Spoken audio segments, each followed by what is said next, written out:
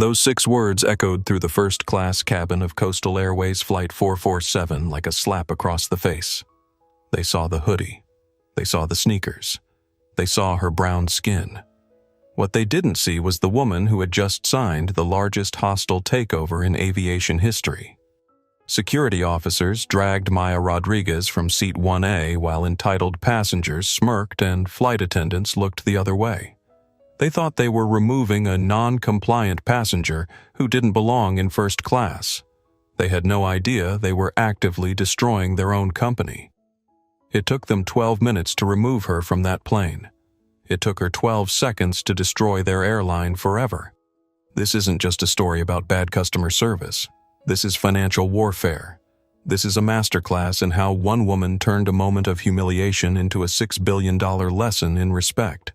This is what happens when they mistake the owner of the building for someone who doesn't belong inside it. The fluorescent lights of LaGuardia Airport's private terminal cast harsh shadows across the marble floor at 11:47 p.m. on a Tuesday night in October. Storm clouds had grounded flights for hours, creating a powder keg of frustrated passengers and overwhelmed staff.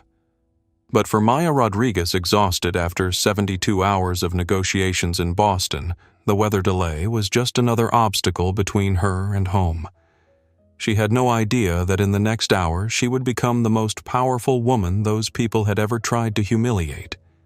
She had no idea that their bias would cost them everything. Because when you bet against someone, you better make sure they don't own the casino. Before we dive into this story of justice served ice cold, tell me, where are you watching from? Drop your city in the comments below. I want to hear from you. Have you ever been judged by your appearance before people knew who you really were? Have you ever been told you don't belong somewhere because of how you look? If you're nodding right now, this story is for you. If you believe everyone deserves respect, regardless of their skin color, their clothes, or their background, hit that subscribe button and ring the notification bell. Because what happens next will change how airlines treat passengers forever. And if you've ever been underestimated, overlooked, or dismissed, stay with me. Because Maya Rodriguez is about to show the world what quiet power looks like when it finally decides to speak. The woman walking through LaGuardia's private terminal looked like a tired graduate student heading home after finals. Her Brunello Cucinelli cashmere hoodie was wrinkled from 3 days of wear. Her vintage Air Jordan sneakers had seen better years. Her hair was pulled back in a simple ponytail. No makeup, no jewelry visible except for the watch she wore face down against her wrist. To the untrained eye, Maya Rodriguez looked like someone who might be flying on miles. Maybe someone who had gotten lucky with an upgrade. She moved with quiet confidence through the nearly empty terminal, pulling a modest black carry-on behind her. She approached Gate A7 where Coastal Airways Flight 447 to Los Angeles was preparing for boarding. The gate agent glanced up from her screen, then quickly looked back down.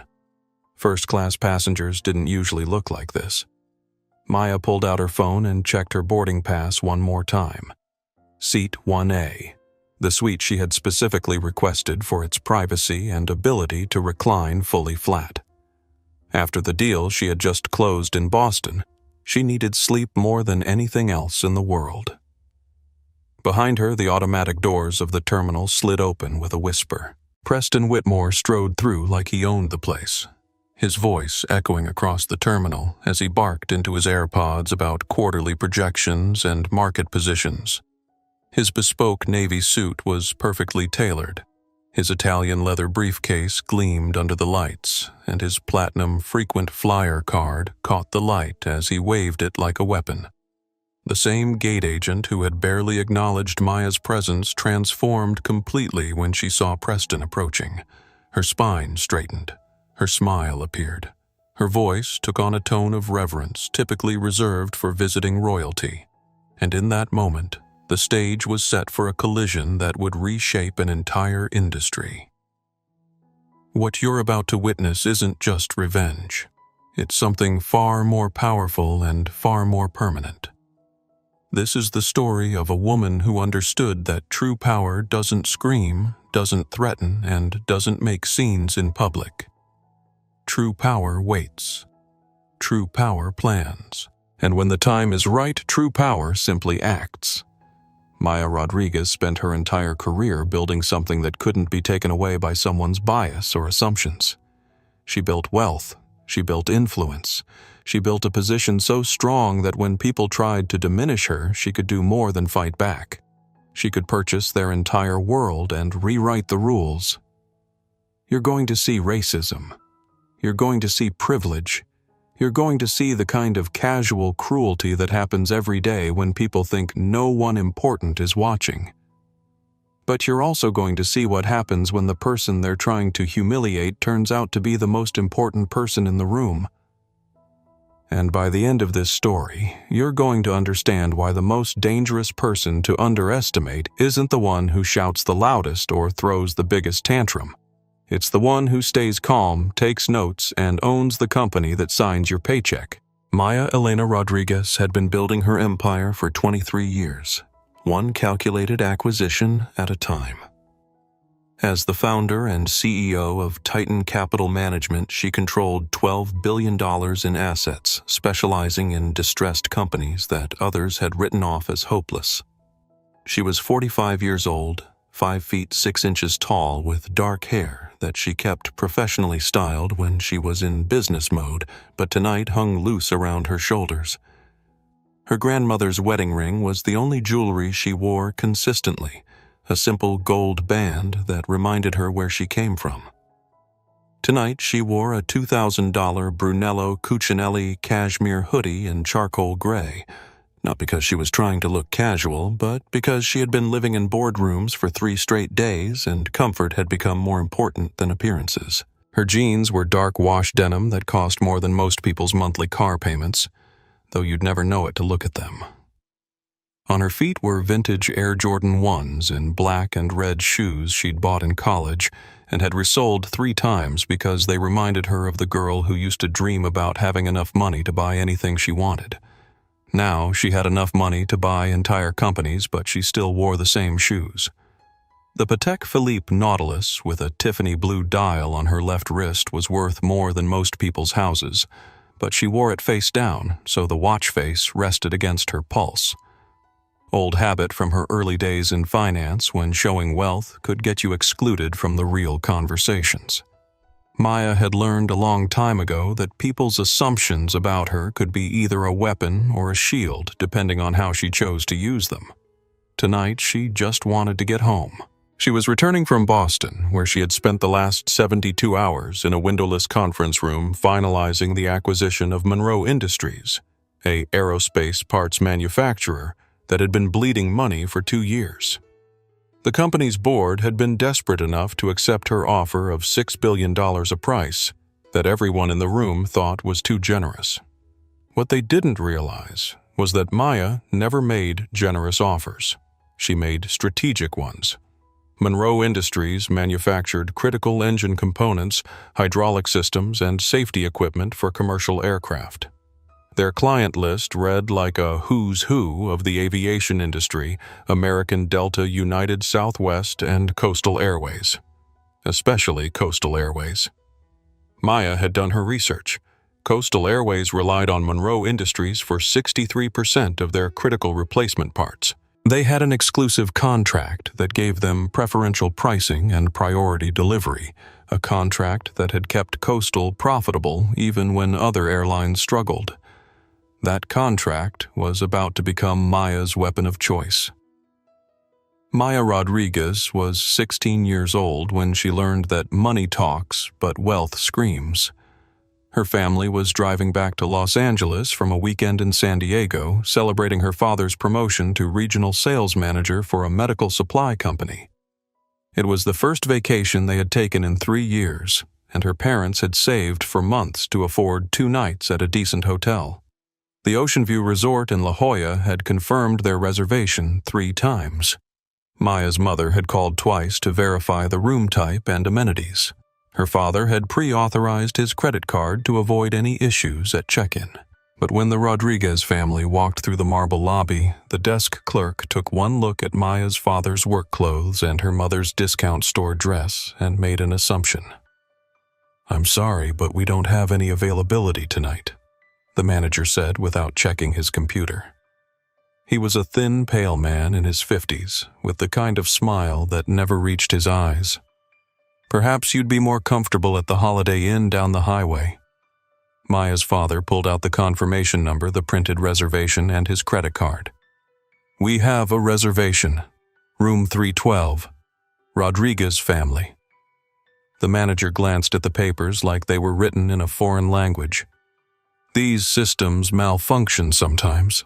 Computers can be booked that don't actually exist. Your kind doesn't usually stay in places like this. Are you sure you can afford it?"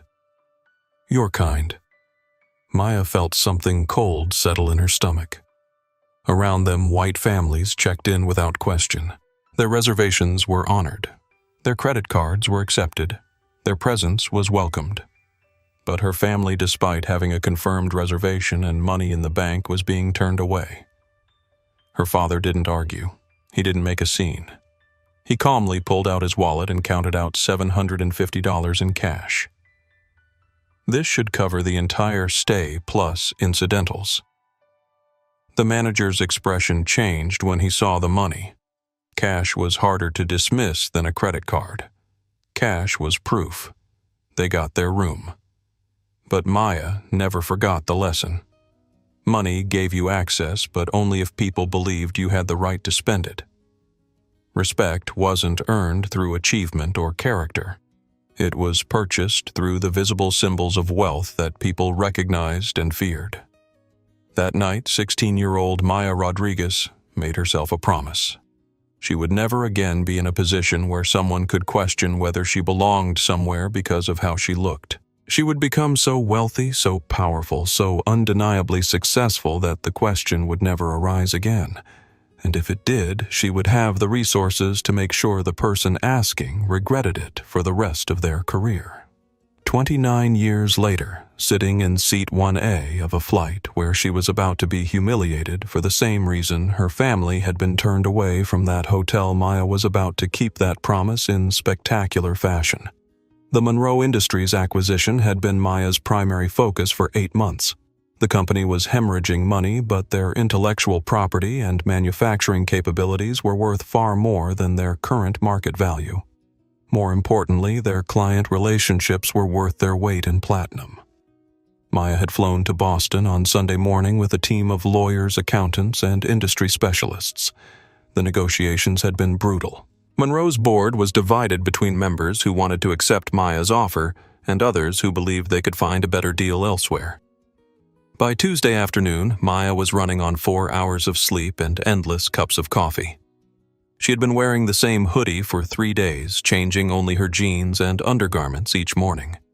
Her usual business attire was hanging in her hotel room, but she hadn't had time to change before rushing to catch the last flight to Los Angeles.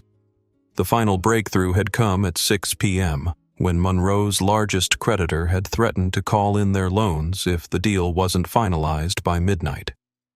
Maya had used the pressure to her advantage, holding firm on her original offer while watching the board members realize they had no other options. At 10:47 p.m., exactly 13 minutes before her flight was scheduled to board, Maya had signed the final documents that made her the majority owner of Monroe Industries. The acquisition gave Titan Capital Management control over the largest independent aerospace parts manufacturer in the United States. It also gave Maya leverage over every airline that depended on Monroe's products to keep their planes in the air. Her phone had been buzzing constantly during the cab ride to the airport. Text messages from her CFO about market reactions, emails from industry analysts wanting comments, calls from reporters who had somehow gotten wind of the deal. Maya had ignored them all. She would deal with the media coverage tomorrow.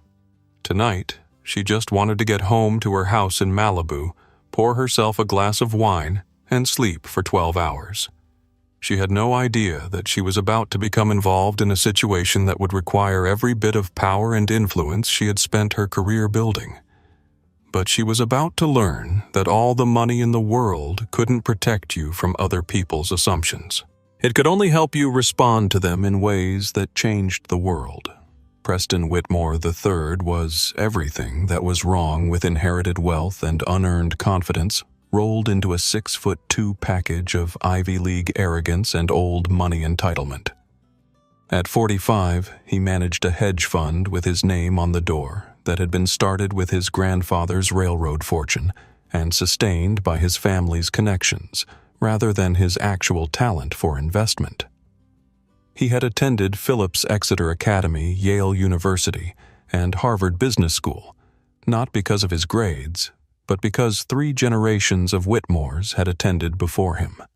His bespoke navy suit was tailored by a shop on Savile Row in London that had been dressing his family for 60 years. His Italian leather briefcase contained documents from a deal he had just failed to close in Boston, a failure he was already spinning in his mind as someone else's fault. Preston flew first class on every airline and held platinum status with 4 different carriers. He treated flight attendants like servants, gate agents like obstacles, and fellow passengers like annoyances to be tolerated. He had never been denied anything in his life that his family's name or money couldn't purchase. He was returning from the same acquisition meeting that Maya had won. Preston's firm had been trying to purchase Monroe Industries for 6 months, seeing it as an opportunity to break the company apart and sell the pieces for a quick profit. He had been confident of success until a mysterious competitor had appeared with a superior offer. Preston had no idea that the woman in the hoodie sitting across from him at the gate was the same person who had just destroyed his deal and cost his investors $200 million in projected profits. Carmen Valdez was 32 years old and had been working for Coastal Airways for 8 years, long enough to recognize trouble when she saw it developing in her cabin. She had a nursing degree from UCLA that she had never used professionally because the money in commercial aviation was better than hospital work, at least for someone without connections in the medical field. Her plan was to save enough money to pay off her student loans and then transition to a career where she could help people instead of serving drinks at 30,000 feet. Carmen was 5 feet 4 inches tall, with dark hair that she kept pulled back in the tight bun required by company regulations. She had been born in East Los Angeles to parents who had immigrated from Mexico before she was born, and she spoke Spanish as fluently as English. She was smart enough to recognize bias when she saw it, and experienced enough to know that challenging authority could cost her job. But she was also moral enough to feel sick when she watched discrimination happen in front of her without speaking up. Tonight, Carmen was working as the senior flight attendant on Flight 447, responsible for first-class service and conflict resolution. She had already noticed the tension developing between Preston and Maya, and her instincts were telling her that the situation was about to get much worse.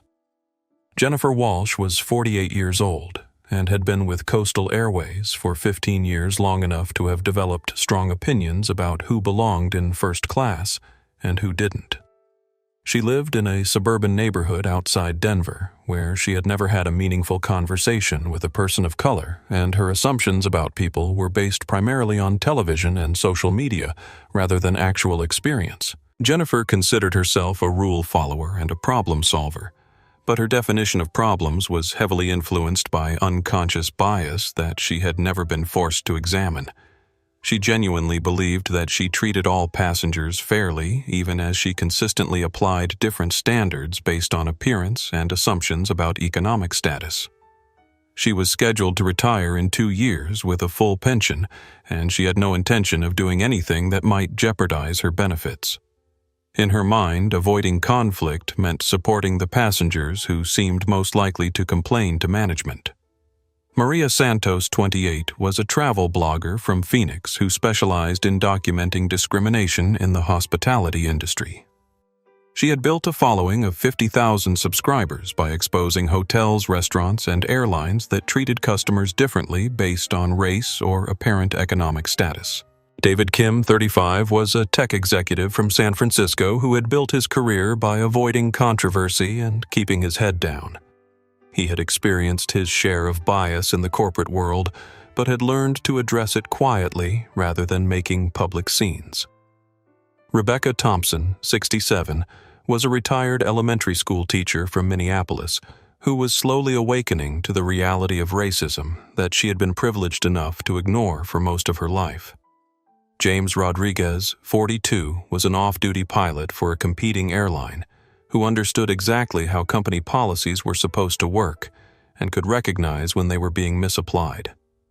Each of these passengers was about to become a witness to something that would change their understanding of power justice and the responsibility that comes with watching injustice unfold. The gate area for Coastal Airways Flight 447 was nearly empty at 11:42 p.m. Storm clouds had delayed the flight by 3 hours, and most passengers had found quiet corners where they could doze or work while waiting for the weather to clear. Maya approached the boarding desk where Jennifer Walsh was preparing passenger manifests and checking documentation for the delayed departure. The fluorescent lights above cast harsh shadows that made everyone look tired and wary.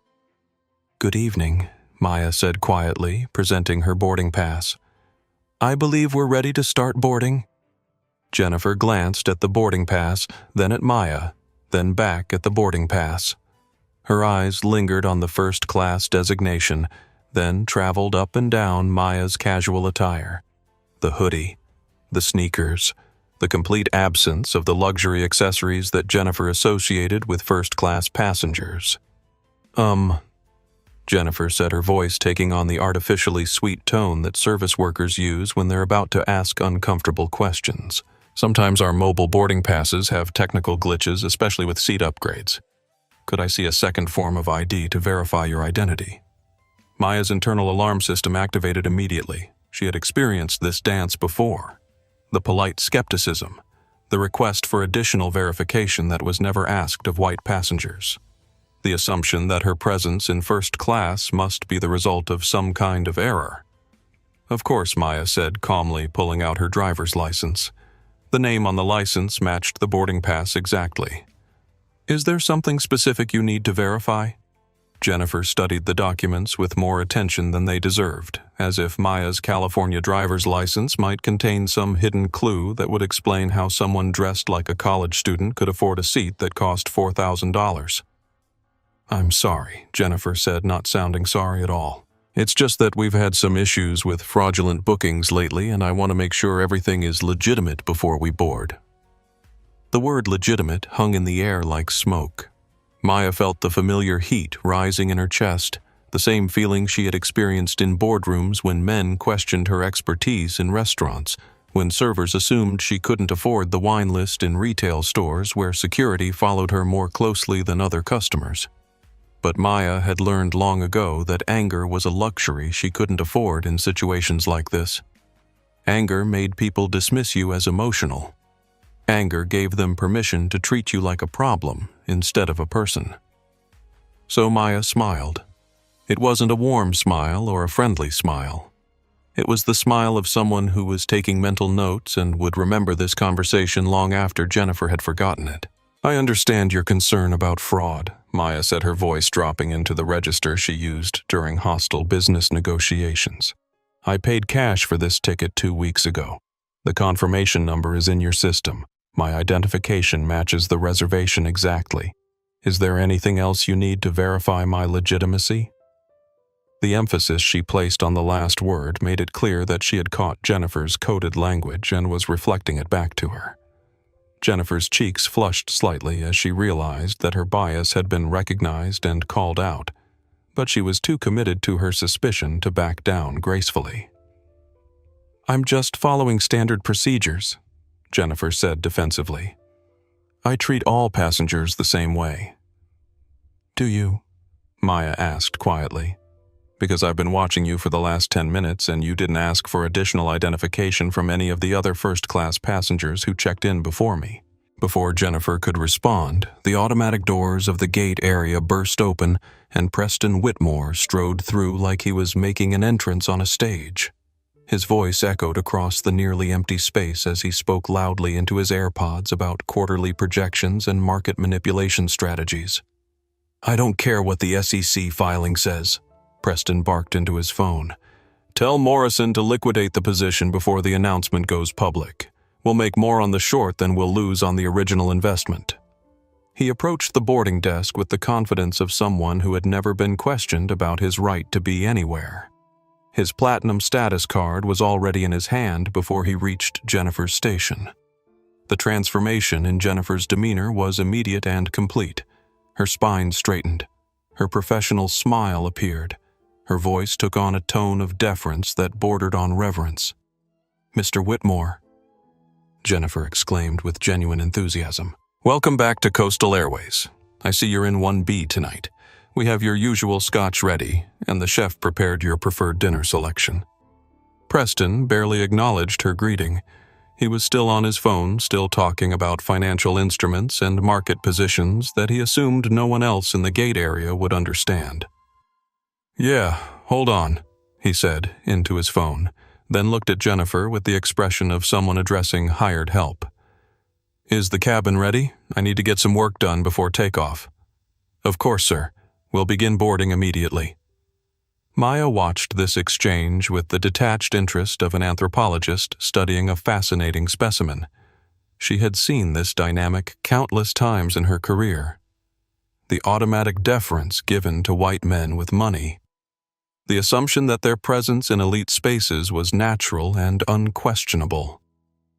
Preston ended his phone call and finally noticed Maya standing at the boarding desk. His eyes traveled from her sneakers to her hoodie to her face, and his expression shifted into the look of mild annoyance that people like Preston reserved for people like Maya, who had somehow ended up in spaces where they didn't belong. "Are we boarding first class now?" he asked Jennifer, deliberately positioning himself so that Maya would have to step aside to continue her conversation with the gate agent. "Yes, sir. Right away," Jennifer replied. "Let me just finish processing this situation, and we'll get you on board immediately." Preston glanced at Maya dismissively. "Staff deadheading to LAX." He asked Jennifer as if Maya wasn't standing right there. "I thought they usually put crew members in the back." Maya felt the familiar tightening in her chest that always preceded moments when she had to decide how much of herself to reveal. She could end this conversation right now. She could pull out her titanium American Express card, or her Titan Capital business card, or any of a dozen other indicators of her wealth and status. But she was tired, and she wanted to see how far these people would take their assumptions before reality forced them to confront the truth. "I'm not airline staff," Maya said quietly. "I'm a passenger, seat 1A.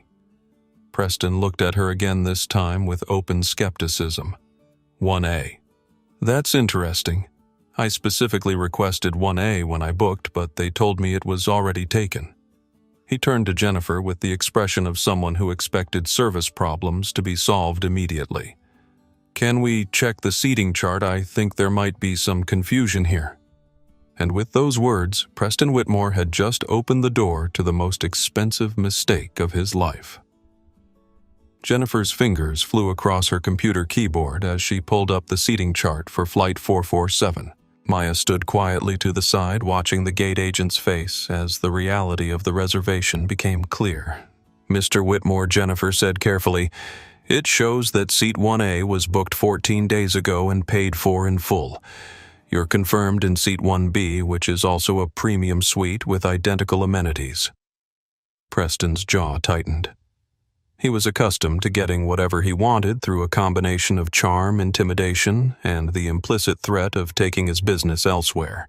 The concept of being told that something wasn't available to him was foreign and unwelcome. "I fly Coastal Airways 40 weeks a year," Preston said, his voice rising slightly. "I'm a platinum key holder with over 2 million miles. Surely we can work something out here." Maya watched this negotiation with growing amusement.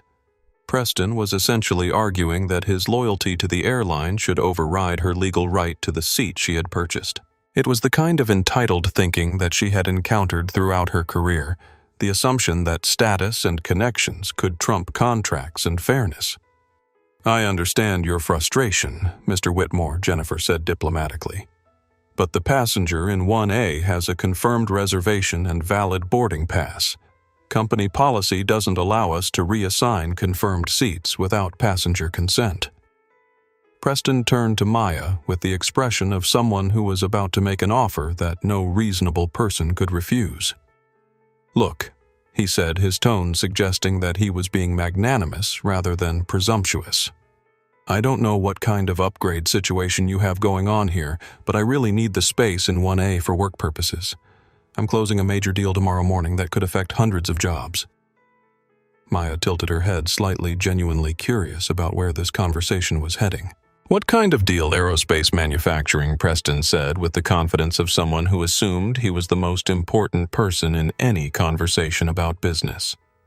Complex financial instruments, private equity, corporate restructuring, probably not something you'd be familiar with. Maya's smile grew a fraction wider. Try me. Preston studied her face for a moment, as if trying to determine whether she was genuinely interested or just making polite conversation. He seemed to conclude that she was probably a graduate student or junior employee who might be impressed by his business acumen. My firm has been working on the acquisition of a distressed aerospace parts manufacturer, he said with the tone of someone explaining advanced concepts to a child. Monroe Industries. Maybe you've heard of them. They supply components to most major airlines. Maya's expression didn't change, but something shifted behind her eyes. Jennifer, who had been watching this exchange with growing discomfort, failed to notice the change in atmosphere. That sounds fascinating, Maya said quietly. How did that acquisition work out for you? Preston's confidence faltered slightly. Well, there were some complications. Another buyer came in at the last minute with a superior offer. Corporate raiders with more money than sense. But that's the nature of the business. Indeed it is, Maya agreed. So, your deal fell through. These things happen, Preston said dismissively, his ego apparently unable to admit direct failure. But I've got 3 other deals in the pipeline that are worth twice as much. You have to think big picture in this business. Maya nodded thoughtfully. Think big picture. That's excellent advice. Preston took her response as encouragement to continue. Which is why I really need the privacy and workspace that 1A provides. I'll be making calls throughout the flight to London and Hong Kong, coordinating with international partners. The extra space is essential for this level of business. He turned back to Jennifer with renewed confidence. Surely we can upgrade this young lady to business class. I'll personally cover any difference in fare. The condescension in his voice was unmistakable. He had decided that Maya was someone who could be bought off with a modest gesture, someone whose needs were less important than his own because his business was obviously more significant than whatever had brought her to Los Angeles. That's very generous, Maya said before Jennifer could respond. But I specifically booked 1A for the same reason you wanted. Privacy and space to work. Preston's expression hardened. The polite negotiation phase was apparently over.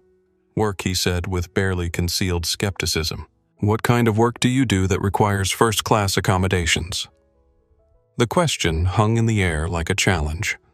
Maya could feel Jennifer's eyes on her, waiting for an answer that would determine whose side the gate agent would take in this dispute. Maya had reached another decision point. She could continue to let these people reveal their biases, or she could end this charade with a simple explanation of who she was and what she did for a living. She chose to let them dig their hole a little deeper. I work in finance, Maya said simply. Preston's laugh was sharp and dismissive. Finance is a broad category. Are you talking about bank telling, bookkeeping, administrative support? Each suggestion was more insulting than the last, and Maya realized that Preston wasn't just making assumptions about her economic status. He was making assumptions about her intelligence, her education, and her right to occupy the same professional space that he considered his natural domain. Private equity, Maya said quietly. Preston's expression shifted from dismissal to skepticism to something approaching annoyance. Private equity? Which firm? Maya smiled. Titan Capital Management. Preston stared at her for a long moment. The name was obviously familiar to him, but he was struggling to process the information in a way that made sense with his assumptions about who Maya was and where she belonged. "You work for Titan Capital," he said finally. "Not exactly," Maya replied. "I own it." The silence that followed was profound enough to be measured in geological time. Jennifer Walsh felt the conversation spiraling beyond her ability to control it. The professional tension between Preston and Maya had escalated from a simple seating dispute into something that felt like a corporate boardroom confrontation, and she was completely out of her depth. "Perhaps I should call the captain," Jennifer said nervously. "He might be able to help resolve this situation." "That won't be necessary," Maya said calmly. "Mr. Whitmore and I are just having a discussion about business. He was telling me about his failed acquisition of Monroe Industries." Preston's face flushed red. Maya's casual reference to his failed deal was like a knife between his ribs, precise and devastating. She had managed to expose his professional inadequacy while maintaining the appearance of polite conversation. "Failed is a strong word," Preston said through gritted teeth. "Sometimes superior offers come from people with more money than sense. Corporate raiders who overpay for assets they don't understand." Maya nodded sympathetically. "That must be frustrating. Especially when you've spent months preparing a proposal only to have someone sweep in at the last minute with better terms." "Exactly," Preston said, momentarily grateful for what seemed like understanding. "These people have no idea what they're buying. They'll probably run the company into the ground within 2 years. Or Maya said thoughtfully, they might have a strategic vision that your firm wasn't able to see." Preston's gratitude evaporated instantly. Strategic vision. "Lady, I've been doing leveraged buyouts since before you learned what a stock market was. I know value when I see it." Maya's smile never wavered. "I'm sure you do." Jennifer decided that the conversation had gone on long enough. Whatever corporate drama was playing out in front of her, she had a flight to board and passengers to manage. "Excuse me," she interrupted. "I really need to get this flight moving. We're already 3 hours behind schedule."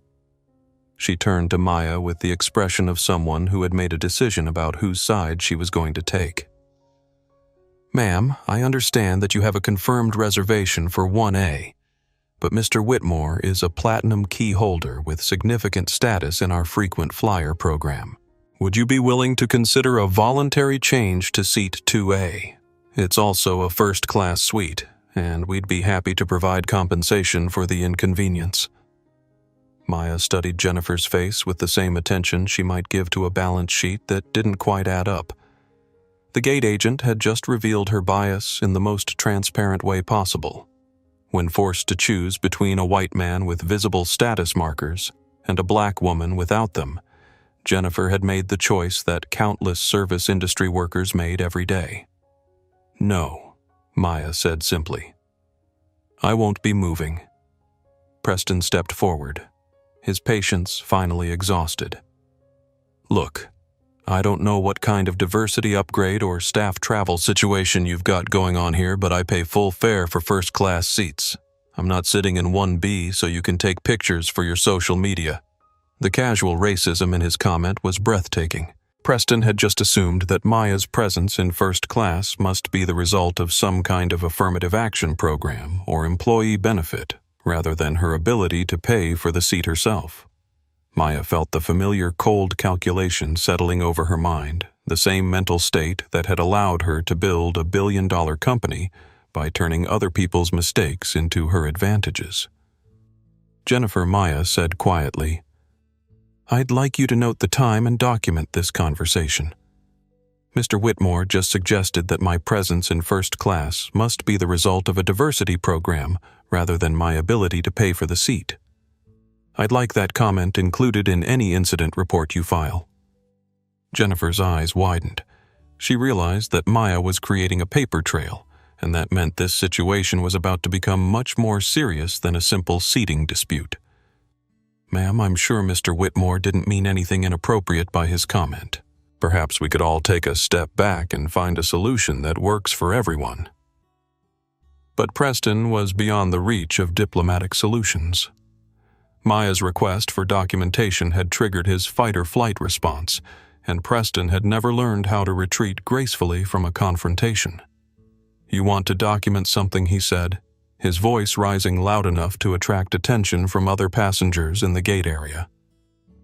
"Document this: I spend over $100,000 a year flying Coastal Airways. I've been a loyal customer for 15 years, and now I'm being asked to give up my seat preference so that some affirmative action case can take pictures for Instagram."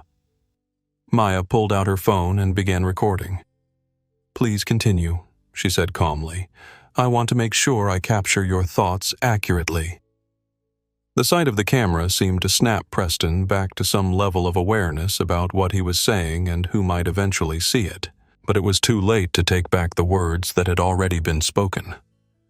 Jennifer looked around the gate area and noticed that other passengers were starting to pay attention to the confrontation. Maria Santos had her phone out and appeared to be recording. David Kim was watching with obvious discomfort. Rebecca Thompson looked horrified.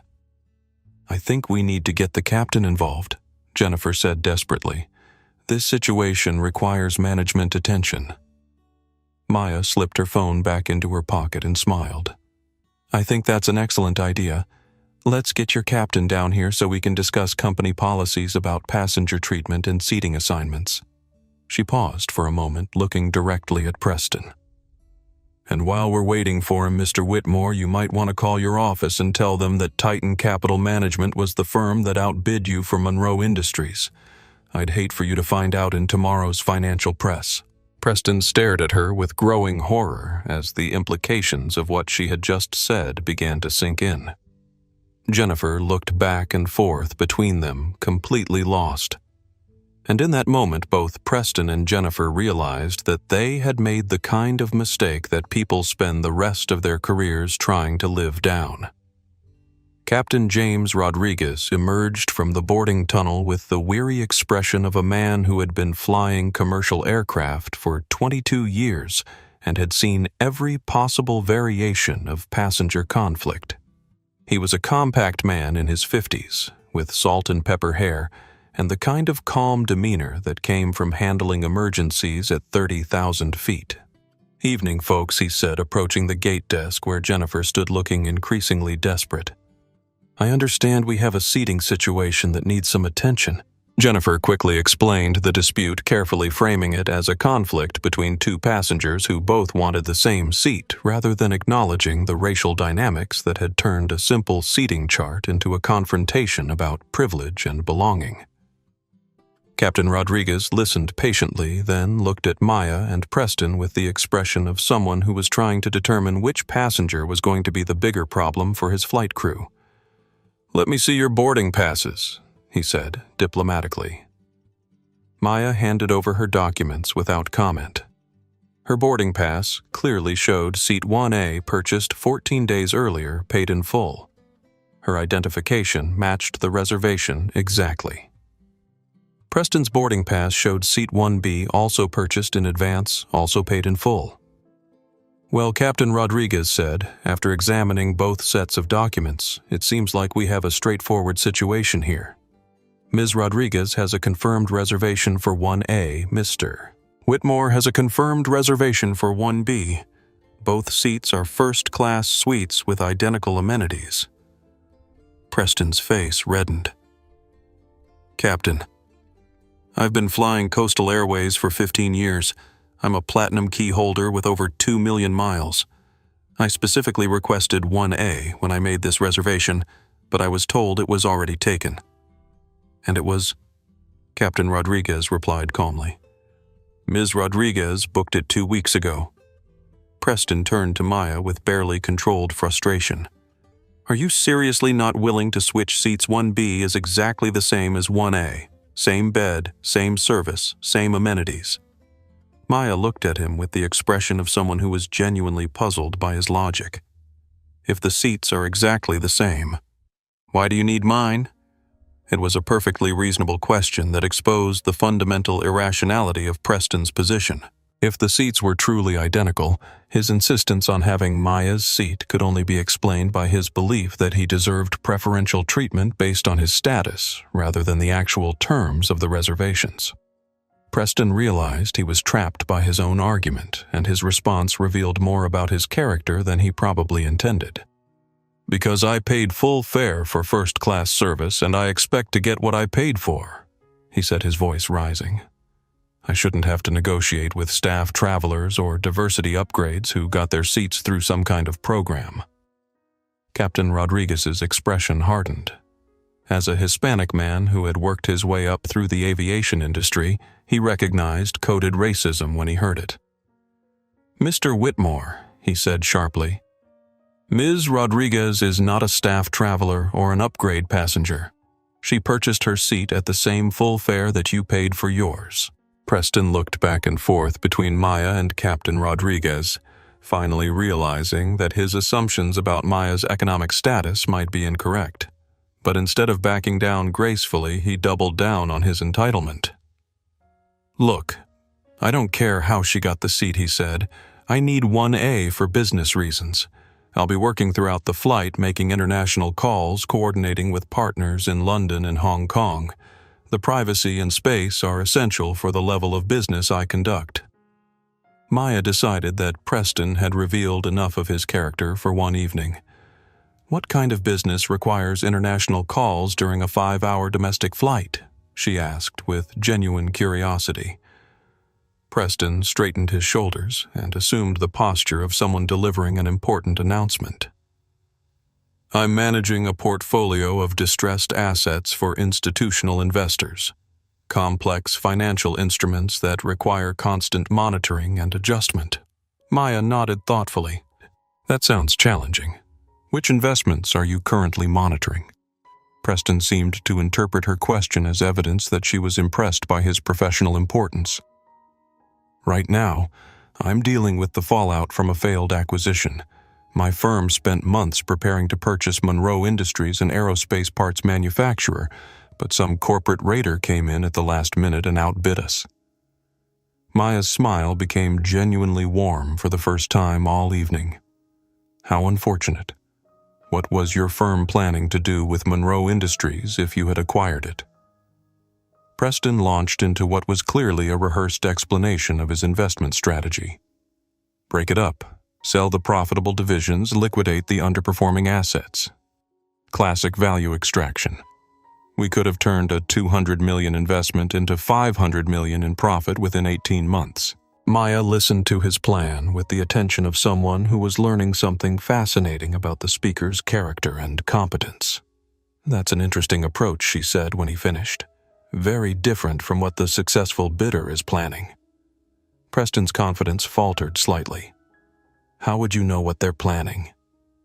Maya pulled out her phone and opened her email. She turned the screen so that Preston could see the message at the top of her inbox.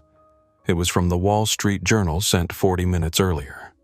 The subject line read, Titan Capital CEO Maya Rodriguez closes $6 billion Monroe Industries acquisition. Preston stared at the screen for a long moment, his brain struggling to process information that didn't fit with his assumptions about the world and his place in it. Then he looked at Maya's face. Really looked at her for the first time all evening, and realized that the woman he had been dismissing as an undeserving interloper was the same person who had just cost his firm the biggest deal of the year. Captain Rodriguez read the email header over Preston's shoulder and turned to Maya with a new expression of respect.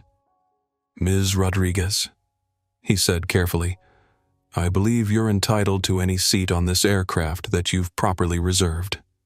Maya smiled. Thank you, Captain. That's all I've ever asked for. But Preston Whitmore was beyond the reach of reason or diplomacy. The revelation of Maya's identity had triggered something primal in his psyche, a rage that came from discovering that someone he considered inferior had bested him in his own area of expertise. "You," he said, pointing at Maya with a trembling finger. "You're the corporate raider who destroyed my deal. You cost my investors $200 million. Maya's expression didn't change. "I offered a superior price for a company that your firm was planning to destroy. That's how capitalism works." Preston stepped closer to Maya, close enough that Captain Rodriguez moved between them. "This is about more than business," Preston snarled. "This is about people like you thinking you can come into spaces where you don't belong, and take things that rightfully belong to people like me." And with those words, Preston Whitmore had just made the situation about race in the most explicit way possible. Maria Santos had been watching the confrontation at Gate A7 with the trained eye of someone who documented discrimination for a living. As a travel blogger who specialized in exposing bias in the hospitality industry, she had developed an instinct for recognizing when a situation was about to escalate beyond simple customer service issues into something that revealed deeper truths about power and prejudice. When Preston Whitmore made his comment about people like Maya not belonging in spaces meant for people like him, Maria knew she was witnessing exactly the kind of moment her followers needed to see. She opened her phone's video app and began recording.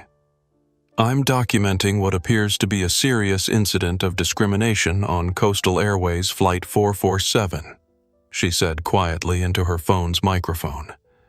"A passenger is being confronted about her right to sit in a seat she purchased, and the language being used suggests this is about race rather than seating policies." Maria had 50,000 followers on her YouTube channel and another 30,000 across her social media platforms. Her audience trusted her to document these situations accurately and completely without sensationalism, but also without pulling punches when people revealed their true characters. David Kim noticed Maria recording and felt his stomach clench with the familiar anxiety that came from witnessing racism in public spaces. As a Korean-American tech executive, he had spent his career navigating situations where speaking up might cost him professionally, but staying silent made him complicit in injustice. He pulled out his own phone and began recording from a different angle. Rebecca Thompson, the retired elementary school teacher from Minneapolis, was watching the confrontation with growing horror. She had lived in predominantly white communities for most of her life and had rarely witnessed overt racism, but she was intelligent enough to recognize what she was seeing now. "This is terrible," she whispered to James Rodriguez, the off-duty pilot sitting next to her. "That man is being completely inappropriate." James nodded grimly. As a Hispanic pilot who had worked for 3 different airlines, he understood exactly how company policies were supposed to work in situations like this. What he was watching violated every rule about passenger treatment and conflict resolution. "The captain should end this immediately," James said quietly. "There's no policy that supports removing a passenger from a seat they legally purchased." But Captain Rodriguez was struggling with a situation that had moved beyond simple policy enforcement into something that required judgment about human character and institutional responsibility. Preston was still standing uncomfortably close to Maya. His finger pointed at her face, his voice raised loud enough to be heard throughout the gate area. "You people always play the victim card when you're caught somewhere you don't belong," he said, his professional mask completely gone now. "But I know what this is really about. This is about quotas and diversity initiatives and giving advantages to people who haven't earned them." Maya's response was calm and measured, which made the contrast with Preston's emotional outburst even more stark. "What advantages do you think I've been given, Mr. Whitmore?" Preston gestured broadly as if her presence itself was evidence of some kind of conspiracy. "Affirmative action admissions minority business loans, diversity hiring government contracts set aside for disadvantaged groups. The entire system is rigged to help people like you at the expense of people like me." Maya tilted her head, slightly, genuinely curious about his logic. You think I acquired Monroe Industries through affirmative action? Preston realized he was in danger of saying something that might expose him to legal liability, but his anger was beyond his ability to control rationally. I think the playing field isn't level, he said. I think there are advantages available to certain people that aren't available to everyone. Maya nodded thoughtfully. You're absolutely right about that. There are definitely advantages available to some people that others don't get to access. Preston seemed momentarily encouraged that she was agreeing with him. Exactly, he said. It's about fairness and merit and making sure that success is based on actual achievement rather than checking demographic boxes. Maya's smile was serene. Mr. Whitmore. Would you say that attending Phillips Exeter Academy was an advantage that was available to you because of merit, or because your grandfather's railroad fortune could afford the tuition? Preston's mouth opened and closed without producing sound.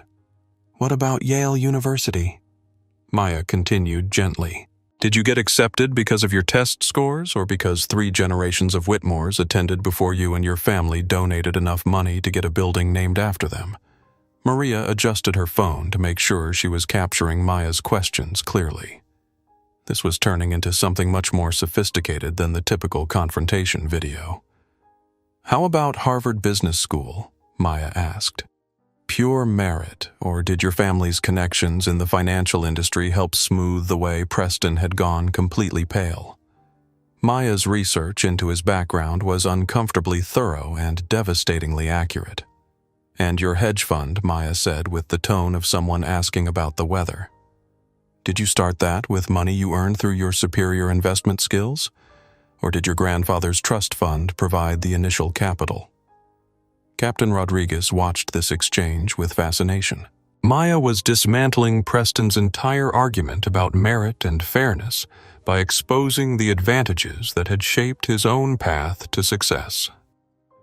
The difference between us, Mr. Whitmore, Maya said quietly, isn't that one of us received advantages and the other didn't. The difference is that your advantages were inherited and mine were earned. Preston finally found his voice, but what came out revealed more about his character than any amount of careful questioning could have. At least my advantages were legitimate, he snarled. At least they were based on my family's actual achievements, rather than guilt and political correctness. The statement hung in the air like a toxic cloud. Preston had just argued that inherited wealth was more legitimate than personal achievement, and that Maya's success must be the result of guilt and political correctness rather than her own capabilities. Maria stopped recording for a moment to check her phone's storage space. She had a feeling this video was going to be longer than usual. Captain Rodriguez had reached the limit of his patience with Preston Whitmore's behavior. As a commercial airline captain, he had the authority to refuse boarding to any passenger who posed a threat to flight safety or crew operations. Racist outbursts definitely qualified as disruptive behavior. Mr. Whitmore, Captain Rodriguez said firmly, "I'm going to need you to step back and lower your voice. Your behavior is becoming disruptive to other passengers and inappropriate for our gate area." But Preston was beyond the reach of reasonable authority. Maya's destruction of his worldview had triggered something primal and ugly, and he seemed incapable of controlling his response. "Don't tell me about inappropriate behavior," Preston said, whirling to face the captain. "I'm not the one playing the race card to get special treatment. I'm not the one taking seats away from people who actually deserve them." Captain Rodriguez felt his own temper beginning to rise. As a Hispanic man who had faced his share of discrimination in the aviation industry, he recognized the racist undertones in Preston's language. Mr. Whitmore, Ms. Rodriguez purchased her seat through the same process you used to purchase yours. She deserves exactly the same treatment that any other paying passenger receives.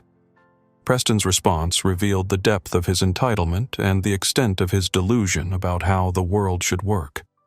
"She deserves treatment based on what she actually contributes," he said. "And people like her contribute less than people like me, no matter what the politically correct crowd wants to pretend." Maya had been letting Preston reveal his character without interference, but his latest comment crossed a line that she felt compelled to address. "Mr. Whitmore," she said quietly, "my company paid more in federal taxes last year than your hedge fund has generated in total revenue over the past 5 years. What exactly do you contribute that makes you more deserving of respect than I am?" Preston stared at her with the expression of someone whose entire understanding of social hierarchy had just collapsed. He had built his identity around the assumption that his race, his background, and his inherited advantages made him inherently more valuable than people who didn't share those characteristics. Maya's success challenged that assumption in ways that his mind couldn't process rationally. "You're lying," he said flatly. "No one builds a billion-dollar company from nothing. You had help. You had advantages. You had people clearing the way for you." Maya pulled out her phone and opened her company's website. She turned the screen toward Preston so he could see her biography page, complete with a timeline of Titan Capital's growth from a $50,000 startup to a $12 billion private equity firm. "Would you like me to walk you through the math?" she asked politely. Preston slapped the phone out of her hand. The device clattered across the floor of the gate area and skidded to a stop near Rebecca Thompson's feet. The retired teacher picked it up and checked to make sure it wasn't damaged before handing it back to Maya. The physical contact changed everything. Preston had just committed assault in front of multiple witnesses and security cameras. Captain Rodriguez immediately called for airport security. Jennifer Walsh finally found her voice and began documenting the incident for her incident report. Maria Santos and David Kim both adjusted their recording angles to make sure they had captured Preston's action from multiple perspectives. But Maya's reaction was the most telling of all. She didn't flinch. She didn't step back. She didn't raise her voice or make any aggressive moves. She simply looked at Preston with the expression of someone who had just watched an opponent make a fatal error in judgment. "Mr. Whitmore," she said calmly, "you just committed assault and battery against a passenger in a commercial airport. That action was recorded by multiple witnesses and captured by airport security cameras." Preston seemed to realize what he had done, but instead of apologizing or de-escalating, he doubled down on his aggression. "You people always claim assault when someone stands up to your manipulation," he said. "You provoked this situation by taking advantages you didn't earn." Captain Rodriguez had heard enough. He pulled out his radio and called for additional security support. "I need backup at Gate A7 for an unruly passenger who has committed assault against another passenger," he said into his radio, requesting immediate assistance for passenger removal and possible criminal charges. Maya picked up her phone and checked to make sure it was still functional. The screen was cracked, but still operational. "Thank you, Captain Rodriguez," she said. "I appreciate your professionalism in handling this situation." She turned to Preston with a smile that didn't reach her eyes. "Mr. Whitmore, you might want to call your lawyer. You're going to need legal representation for the assault charges, and you'll probably want advice about the civil lawsuit that I'll be filing tomorrow morning." Preston's face went from red to pale in the space of a heartbeat. The legal implications of his actions were finally penetrating his rage. "Civil lawsuit," Maya's smile widened. "Assault, battery, harassment, intentional infliction of emotional distress, and violation of my civil rights under federal anti-discrimination statutes. My legal team is very good at documenting patterns of racist behavior and translating them into monetary damages." She paused for a moment, considering something. "Of course, the civil suit will be the least of your problems if this video goes viral. Your professional reputation, your client relationships, your standing in the financial community, those might be harder to recover than any amount of money you end up owing me." Preston looked around the gate area and saw Maria Santos still recording David Kim, documenting everything from another angle, Rebecca Thompson looking at him with obvious disgust, and James Rodriguez shaking his head in professional disapproval. For the first time all evening, Preston Whitmore realized that he might have made a mistake that money and connections couldn't fix. 2 airport security officers arrived at Gate A7 within 3 minutes of Captain Rodriguez's call. Officer Sarah Mitchell, a tall black woman in her 30s, and Officer Robert Hayes, a white man in his 40s, approached the scene with the professional caution that came from dealing with passenger disputes that had escalated beyond airline staff capabilities. Officer Mitchell immediately assessed the situation by speaking to Captain Rodriguez, who provided a concise summary of Preston's behavior and the physical assault against Maya. "We have multiple witnesses to the assault," Captain Rodriguez explained, "and at least 2 passengers recorded the entire incident. The victim has indicated that she intends to press charges." Officer Hayes approached Preston, who was still standing near Maya, but had finally backed away after realizing the legal implications of his actions. "Sir, I need you to step away from the other passenger and come with me," Officer Hayes said firmly but professionally. "We need to discuss what happened here tonight." Preston's entitlement hadn't completely disappeared, even in the face of criminal liability. "Officer, I think there's been a misunderstanding," he said, attempting to regain control of the narrative. "I'm a frequent traveler with this airline, and I was simply trying to resolve a seating dispute. This woman has been deliberately provocative, and she's trying to make this about race when it's really about airline policies." Officer Mitchell exchanged glances with her partner. They had both handled enough discrimination complaints to recognize the standard deflection strategy that people used when their bias was exposed publicly. "Sir, we'll need to hear your version of events," Officer Mitchell said diplomatically. "But first we need to separate you from the other passengers while we gather information." Maya approached Officer Mitchell with her driver's license and boarding pass. "Officer, I'd like to file formal charges against Mr. Whitmore for assault and battery. He deliberately knocked my phone out of my hand during a verbal confrontation, and the entire incident was recorded by multiple witnesses." Officer Mitchell examined Maya's identification and noted her calm, professional demeanor. In her experience, passengers who were lying or exaggerating usually showed signs of emotional distress or anger. Maya seemed composed and focused on the facts rather than her feelings.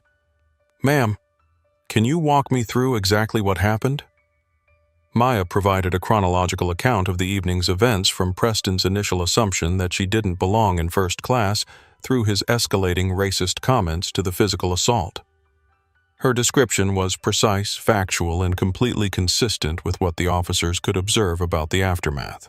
Officer Hayes was taking Preston's statement 20 feet away, and even from a distance it was clear that Preston's version of events involved significantly more emotion and significantly less coherence than Maya's account. Maria Santos approached Officer Mitchell with her phone. "Excuse me, officer. I recorded the entire confrontation from the beginning. Would you like me to send you a copy of the video for your report?" Officer Mitchell nodded gratefully. "Video evidence made these cases much easier to document and prosecute. That would be very helpful. Could you also provide your contact information in case we need additional witness testimony?" David Kim also stepped forward with his phone. "I recorded from a different angle. I can provide that video as well, along with my witness statement." Rebecca Thompson and James Rodriguez also volunteered to provide witness statements supporting Maya's account of events. Officer Mitchell found herself in the unusual position of investigating an assault case where the evidence was overwhelming and the witnesses were eager to cooperate. Usually passenger disputes involved conflicting accounts and reluctant witnesses who didn't want to get involved. Maya's phone buzzed with a text message. She glanced at the screen and saw that her assistant had sent her a link to Twitter. Flight 447 discrimination incident was already trending. Maya showed the screen to Officer Mitchell. "It appears that some of the video footage has already been posted on social media." Officer Mitchell sighed. Social media had made her job both easier and more complicated. Viral videos provided excellent evidence for criminal cases, but they also created public pressure that could complicate investigations. She looked over at Preston, who was gesturing wildly while speaking to Officer Hayes. Preston seemed completely unaware that his behavior was being documented in real time and shared with thousands of people. "Ma'am," Officer Mitchell said to Maya, "would you be willing to come to the security office to complete your statement and review the video evidence?" We'll also need to process Mr. Whitmore and determine whether he'll be released pending charges or held until his arraignment. Maya nodded. Of course. Should I arrange for my flight to be rescheduled? Officer Mitchell glanced back toward the gate where Jennifer Walsh was speaking anxiously into her radio. That might be advisable, she said diplomatically. This investigation might take several hours, and I suspect the airline is going to want to review their own policies before allowing Mr. Whitmore to board any aircraft tonight. As Maya gathered her carry-on bag and prepared to accompany the officers to the security office, she noticed that Preston was still arguing with Officer Hayes about the unfairness of the situation he had created for himself. She felt a moment of something that might have been pity. Preston Whitmore had just destroyed his career, his reputation, and probably his freedom because he couldn't accept that a black woman might be more successful than he was. But the pity passed quickly. Maya had spent her entire career dealing with men like Preston who believed that their advantages made them superior to people who had actually earned their success. Tonight, Preston was finally going to learn about consequences. By the time Maya reached the airport security office, Flight 447 was the number 3 trending topic on Twitter in the United States, and the hashtag Coastal Airways Discrimination had been used in over 10,000 posts. Maria Santos had uploaded a 15-minute video to her YouTube channel titled Racist Passenger Attacks Black CEO on Airplane, Full Documentation. The video had received 20,000 views in the first 30 minutes after posting, with comments pouring in from viewers who were sharing their own experiences of discrimination in travel. David Kim had posted a shorter video to his Twitter account with the caption, "This is what privilege looks like when it's challenged by actual success." His video focused specifically on Preston's comments about advantages and quotas, with devastating clarity about the racist assumptions underlying his arguments. Maya's assistant, Sarah Martinez, had been monitoring social media from Titan Capital's Los Angeles office and calling Maya every 10 minutes with updates about the viral spread of the incident. "Maya, this is huge," Sarah said during their latest call. CNN, Fox Business, and MSNBC have all reached out for comments. The Wall Street Journal wants to do a feature story about discrimination in business travel, and we've received interview requests from 67 different media outlets in the last 2 hours. Maya was sitting in a conference room at the airport security office, reviewing her written statement before signing it when Sarah called with the most significant development. "Maya, you need to see this. Someone identified Preston Whitmore, and now people are digging into his background." Maya put her phone on speaker, so Officer Mitchell could hear the conversation. "What are they finding?" Maya asked. His hedge fund has had 3 major discrimination lawsuits filed against it in the past 5 years, all settled out of court with non-disclosure agreements. But now people are connecting the dots between tonight's behavior and a pattern of racist conduct in his professional life. Officer Mitchell raised her eyebrows. Pattern evidence could be crucial for determining whether Preston's assault against Maya was motivated by racial bias, which would elevate the charges to hate crime status. "There's more," Sarah continued.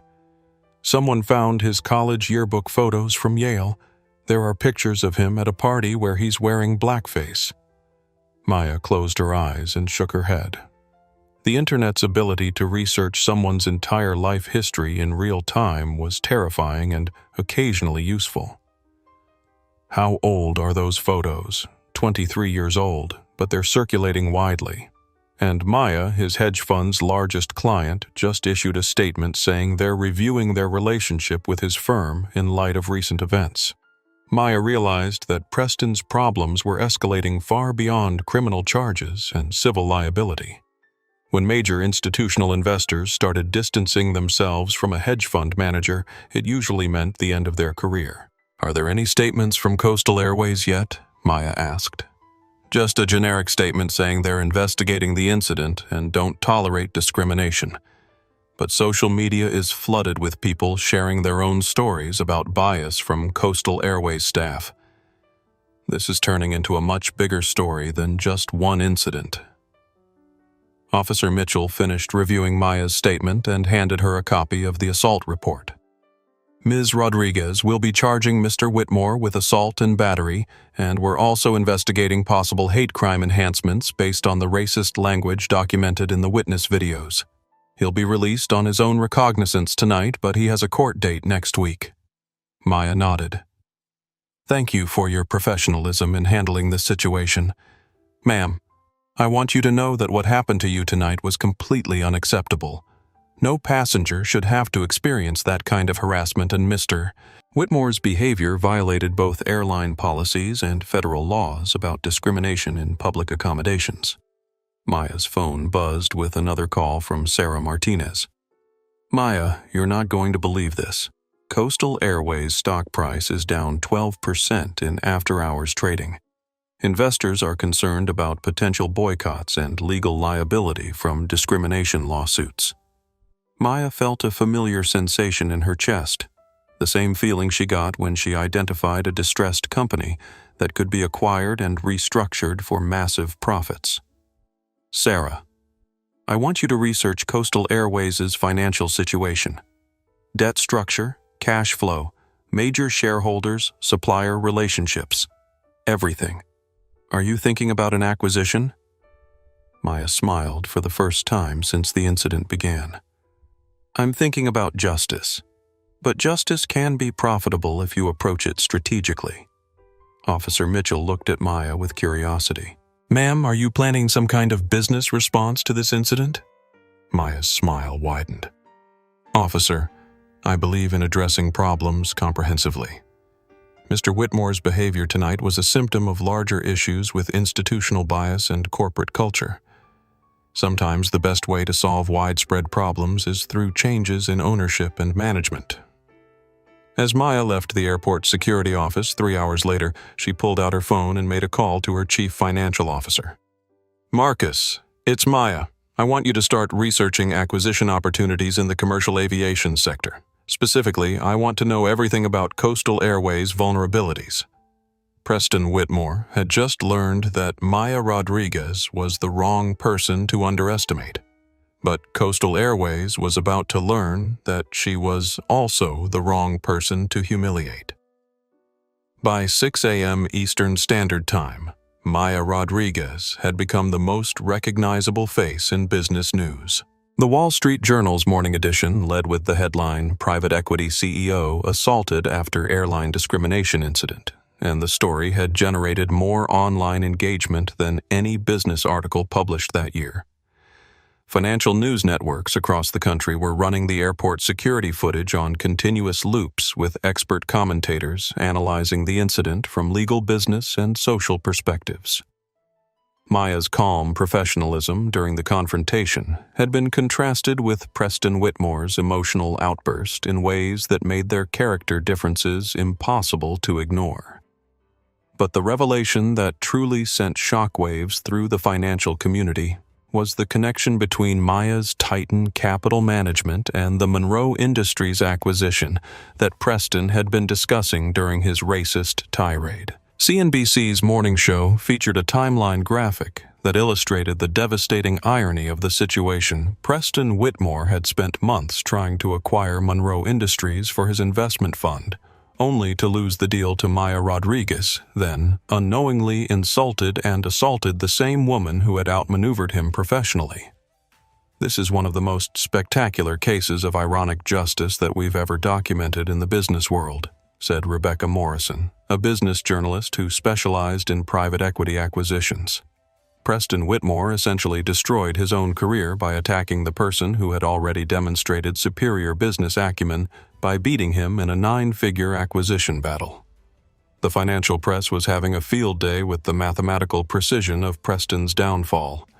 His hedge fund, Whitmore Capital Strategies, had been managing $1.2 billion in assets before the incident.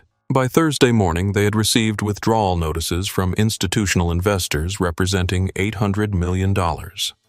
Maya's assistant, Sarah Martinez, was fielding interview requests from every major business publication in the United States.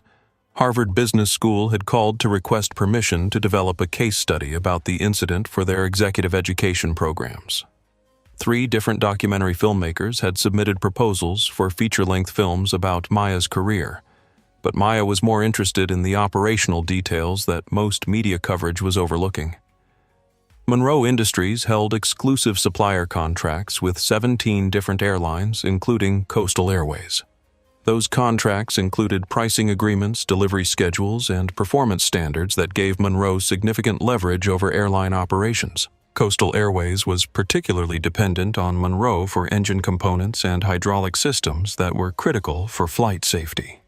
The exclusive contract gave them preferential pricing and priority delivery advantages that had helped them compete with larger airlines despite their smaller size. That contract had just become Maya's most powerful weapon. Maya was reviewing Monroe's supplier agreements in her hotel room at the LAX Marriott when her phone rang. The caller ID showed Richard Hamilton, Chief Executive Officer of Coastal Airways. Maya let the phone ring 4 times before answering. Maya Rodriguez.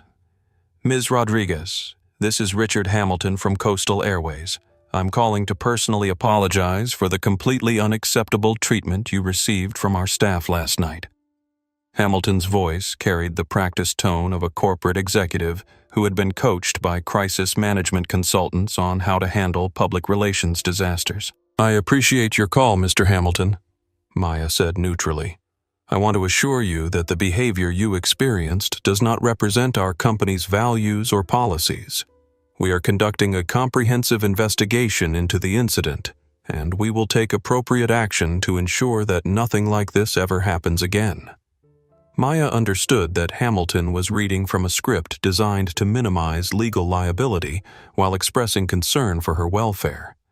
It was the kind of carefully worded apology that corporate lawyers wrote to sound sincere without admitting fault.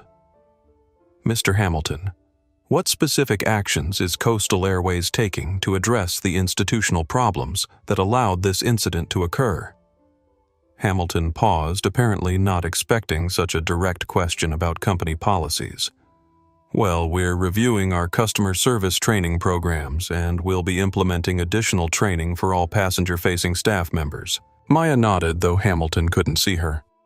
Training is certainly important, but I'm more interested in accountability measures and structural changes that address the underlying issues. Of course, Hamilton said, though his tone suggested he wasn't entirely sure what structural changes Maya might be referring to. We're committed to making whatever changes are necessary to prevent future incidents. Maya decided to test Hamilton's commitment to accountability. Mr. Hamilton will. Jennifer Walsh, the gate agent who participated in the discrimination against me, face any consequences for her actions. Another pause. We're still investigating the specific circumstances, but any employee who violated company policies will face appropriate disciplinary action. Maya understood that Hamilton was avoiding any commitment to specific consequences, probably because Coastal Airways was more concerned about wrongful termination lawsuits than they were about addressing discrimination. I see, Maya said. And what about the institutional culture that created an environment where Ms. Walsh felt comfortable making discriminatory assumptions about passengers based on their race and appearance? Hamilton's discomfort was becoming audible. Ms. Rodriguez. We take all allegations of discrimination very seriously, and we're committed to fostering an inclusive environment for all passengers. Maya realized that Hamilton was going to continue delivering corporate talking points indefinitely, unless she changed the direction of the conversation. Mr. Hamilton, are you familiar with Monroe Industries? I'm sorry. Monroe Industries.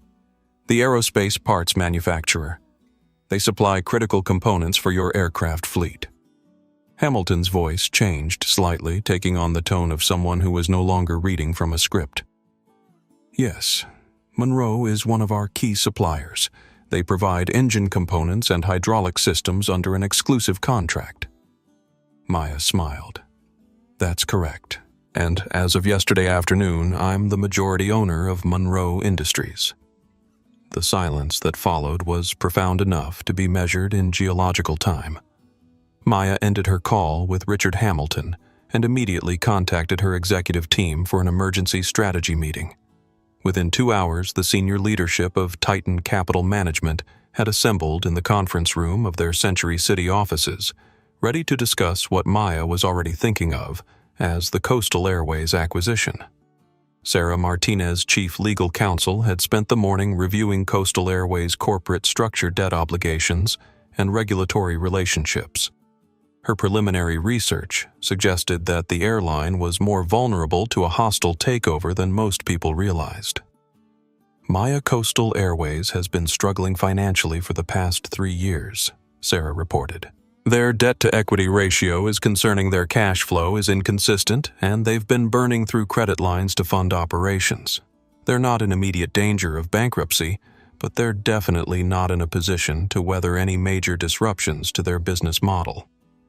Marcus Chen, chief financial officer, had been analyzing Coastal Airways' stock performance and institutional investor relationships. His findings were equally encouraging from an acquisition perspective. The company's market capitalization is currently $2.8 billion, but that's down 37% from their peak value 2 years ago. Their largest institutional shareholders are pension funds and index funds that would probably welcome a buyout offer at a reasonable premium. Maya nodded thoughtfully. What about their supplier relationships? How dependent are they on Monroe Industries, specifically David Park, Director of Operations Research, had been reviewing the exclusive supplier contract between Monroe and Coastal Airways since Maya first mentioned it. Maya, this contract is remarkable in its scope and specificity. Monroe supplies 63% of Coastal Airways' critical replacement parts, including engine components that are essential for flight safety. The contract gives Coastal Airways preferential pricing and guaranteed delivery schedules that their competitors don't have access to. Sarah leaned forward with interest. What happens if that contract is terminated or modified? David consulted his notes. Coastal Airways would be forced to source parts from alternative suppliers at significantly higher prices, with longer delivery times and no guarantee of priority service. Their maintenance costs would increase by an estimated 40 to 60%, and their operational flexibility would be severely compromised. Maya felt the familiar excitement that came from identifying a perfect strategic opportunity. Coastal Airways had humiliated her because they assumed she was powerless. They were about to learn that she controlled the most critical aspect of their business operations. Marcus, what would a hostile takeover of Coastal Airways look like from a financial perspective? Marcus had clearly been thinking about the same question. Based on their current market cap and debt structure, we could probably acquire controlling interest for approximately $4 billion. That would require significant financing, but it's well within our capabilities. Sarah raised her hand slightly. Maya, are we sure we want to pursue an acquisition strategy rather than a lawsuit? The legal case for discrimination is very strong, and we could probably win substantial monetary damages without the complexity of purchasing an entire airline. Maya considered the question carefully. A lawsuit would provide personal vindication and financial compensation, but it wouldn't address the broader issues that had created the environment where her discrimination was possible. Sarah, lawsuits change individual behavior through fear of consequences, but acquisitions change institutional culture through changes in leadership and accountability structures. If we want to prevent other people from experiencing what I experienced last night, we need to change the system, not just punish the individuals. Maria Gonzalez, Director of Public Relations, had been monitoring social media and news coverage throughout the morning. Her assessment of public opinion was crucial for determining how an acquisition attempt might be received. Maya, the public response to last night's incident has been overwhelmingly supportive of you and critical of Coastal Airways. The hashtag Coastal Airways discrimination has been shared over 100,000 times, and consumer advocacy groups are already calling for boycotts. She pulled up several social media analytics on her tablet. More importantly, the financial press is covering this as a business story rather than just a social justice story. If we announce an acquisition attempt, it will be seen as a logical business response to poor management and institutional problems, rather than a purely emotional reaction. Maya stood up and walked to the window overlooking Century City. She could see the airport in the distance where Flight 447 was probably preparing for its next departure with a crew that had learned nothing from the previous night's incident. "Here's what we're going to do," Maya said, turning back to face her team. "Marcus, I want you to start assembling the financing for a $4 billion acquisition. Use our existing credit facilities and establish relationships with additional institutional lenders." Marcus nodded and began making notes. "Sarah, I want you to research the legal framework for using Monroe Industries' supplier contract as leverage in acquisition negotiations. What are our options for modifying or terminating the exclusive agreement with Coastal Airways?" Sarah was already thinking about the possibilities. "We'll need to review the termination clauses in detail, but most commercial contracts include provisions for breach of performance or changes in business circumstances."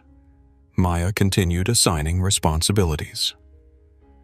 "David, I want a comprehensive analysis of Coastal Airways' operational vulnerabilities.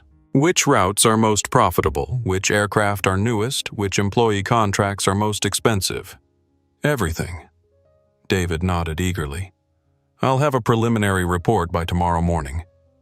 Maria, I want you to prepare a public relations strategy that frames this acquisition as a business decision based on poor management and institutional problems rather than a personal vendetta.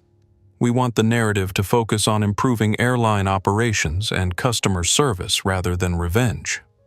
Maria was already thinking about messaging strategies. "Maya, we should emphasize your track record of acquiring distressed companies and improving their performance. Position this as another example of Titan Capital's expertise in fixing broken organizations." Maya smiled. "Exactly. Preston Whitmore and Jennifer Walsh created this situation by assuming I was powerless. Now we're going to demonstrate what actual power looks like when it's applied strategically." She looked around the room at her team, each of them energized by the challenge of a complex acquisition in an industry where Titan Capital had never operated before. "One more thing," Maya said. "I want this acquisition completed within 60 days. Coastal Airways is going to learn that discrimination isn't just morally wrong, it's also very expensive." At 9:00 a.m. Pacific Time on Thursday morning, exactly 10 hours after Preston Whitmore had slapped Maya's phone out of her hand, Maya Rodriguez authorized the first strategic strike in what would become known in business schools as the most comprehensive corporate response to discrimination in modern history. The weapon was elegantly simple. Maya instructed Monroe Industries' legal team to conduct a comprehensive review of all supplier contracts with Coastal Airways, with particular attention to performance standards, quality control requirements, and grounds for contract modification or termination. What they found was exactly what Maya had hoped for. The exclusive supplier agreement between Monroe Industries and Coastal Airways contained a section that had been largely ignored by previous management. A business reputation clause that allowed Monroe to terminate the contract if Coastal Airways engaged in conduct that was materially harmful to Monroe Industries' business reputation or contrary to Monroe Industries' corporate values.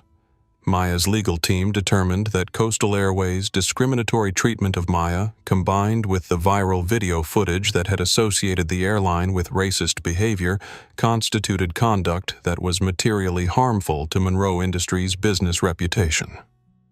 At 10:30 a.m., Monroe Industries' chief legal counsel delivered a formal letter to Coastal Airways' corporate headquarters in Denver. The letter informed Coastal Airways that Monroe Industries was invoking the business reputation clause and providing them with 72 hours to cure the breach by implementing comprehensive reforms to eliminate discriminatory practices in customer service operations. The letter also specified exactly what reforms would be considered adequate to cure the breach termination of all employees who had participated in discriminatory conduct, implementation of mandatory anti-bias training for all customer-facing staff, establishment of an independent oversight committee to monitor customer service practices, and public acknowledgement of institutional failures that had enabled discrimination. Coastal Airways executives received the letter at 11:15 a.m. and immediately understood the implications. Monroe Industries supplied critical engine components that Coastal Airways needed for flight safety. Without those parts, Coastal Airways would be forced to ground significant portions of their fleet within weeks. Richard Hamilton called an emergency meeting of Coastal Airways' executive team and their legal counsel. The agenda was simple: determine how to respond to Monroe Industries' ultimatum without admitting liability for discrimination or creating precedents that might encourage other suppliers to make similar demands. Hamilton's first instinct was to call Maya directly and negotiate some kind of compromise, but his legal team advised against any direct contact with Maya while she was threatening to file civil rights lawsuits against the company. His second instinct was to find alternative suppliers for the engine components that Monroe Industries provided, but his operations team reported that there were only 2 other manufacturers capable of producing the specific parts that Coastal Airways needed, and both had waiting lists that extended 6 to 8 months. Hamilton realized that Maya had placed Coastal Airways in an impossible situation. They couldn't afford to meet Monroe Industries' demands because doing so would constitute admission of liability for discrimination. But they also couldn't afford to lose Monroe Industries as a supplier because doing so would cripple their operations. Hamilton called his chief financial officer and asked for an immediate assessment of Coastal Airways' financial position in a scenario where their parts costs increased by 60% due to supplier changes. The CFO's response was not encouraging. "Richard, if we lose the Monroe Industries contract, we're looking at an additional $40 million in annual parts costs, plus the operational disruptions from sourcing components from less reliable suppliers. We're already operating on thin margins, and we don't have the cash flow to absorb that kind of cost increase." Hamilton stared out his office window at the Denver skyline and realized that Maya Rodriguez had just demonstrated the difference between inherited privilege and earned power. Preston Whitmore had inherited his wealth and assumed that it made him superior to people who didn't share his advantages. Maya Rodriguez had built her wealth strategically and was now using it as a weapon against institutional discrimination. At 2:00 p.m., Hamilton called Coastal Airways' board of directors and requested an emergency meeting to discuss supplier relationship issues that could materially affect company operations. He didn't mention that the supplier relationship issues had been created by his employees' decision to discriminate against the supplier's owner. At 2:30 p.m., Maya received a call from Monroe Industries' chief operations officer, informing her that Coastal Airways had requested a meeting to discuss potential modifications to contract terms and performance standards. Maya smiled and instructed Monroe's leadership to schedule the meeting for Monday morning. She wanted Coastal Airways to spend the weekend thinking about the consequences of discrimination. But more importantly, she wanted them to understand that this was just the beginning of their problems. At 4:47 p.m. on Friday afternoon, exactly 48 hours after the incident at Gate A7, Maya Rodriguez answered her phone on the first ring. Maya Rodriguez. "Ms. Rodriguez, this is Richard Hamilton from Coastal Airways. I believe we need to have a serious conversation about the situation involving Monroe Industries." Maya had been expecting this call since Monroe Industries delivered their ultimatum. Hamilton's voice carried the carefully controlled tension of a man who was trying to negotiate from a position of weakness while maintaining the illusion of authority. "Mr. Hamilton, I am certainly willing to discuss Monroe Industries' concerns about their business relationship with Coastal Airways." Maya's tone was professional and neutral, giving no indication of the comprehensive strategy that her team had been developing for the past 2 days. "Ms. Rodriguez, I want to be direct with you. The contract terms that Monroe Industries is trying to enforce are unprecedented in the aviation industry. No supplier has ever demanded oversight of an airline's employment decisions as a condition of continuing parts delivery." Maya leaned back in her chair and smiled. Hamilton was trying to frame Monroe Industries' demands as unreasonable business practices, rather than addressing the discriminatory behavior that had triggered the contract review. "Mr. Hamilton, the business reputation clause in your contract with Monroe Industries has been part of that agreement for 6 years. Your company's legal team reviewed and approved those terms when the contract was originally signed. Hamilton's pause suggested that he hadn't realized Maya was personally familiar with the contract details. Yes, well, we understood those terms to refer to criminal activity or major financial scandals, not isolated customer service incidents. Maya's voice sharpened slightly. Mr. Hamilton, are you characterizing the racist assault against me as an isolated customer service incident? Another pause longer this time. Hamilton realized that he had just minimized a hate crime in front of a witness who was almost certainly recording their conversation. Of course not, Ms. Rodriguez. What happened to you was completely unacceptable, and we've already taken steps to address the individuals involved. Maya decided to test Hamilton's definition of steps to address. What specific actions has Coastal Airways taken regarding Jennifer Walsh, the gate agent who participated in the discrimination against me? Hamilton's discomfort was audible. Ms. Walsh has been placed on administrative leave pending a comprehensive investigation of the incident. Maya understood that administrative leave pending investigation was corporate speak for waiting for public attention to die down before quietly reinstating the employee. I see. And what about the institutional policies that created an environment where Ms. Walsh felt comfortable making discriminatory assumptions about passengers? We're implementing additional training programs for all customer service staff. Maya nodded, though Hamilton couldn't see her. Training programs were the standard response that companies used to address discrimination complaints without actually changing their hiring practices or accountability structures. Mr. Hamilton, Monroe Industries' demands aren't about training programs. They're about fundamental changes in corporate culture and accountability that ensure discrimination doesn't happen again. Hamilton's voice took on a slightly pleading tone. Ms. Rodriguez, surely we can find a middle ground here. Coastal Airways is committed to treating all passengers fairly, and we're willing to make reasonable accommodations to address any concerns.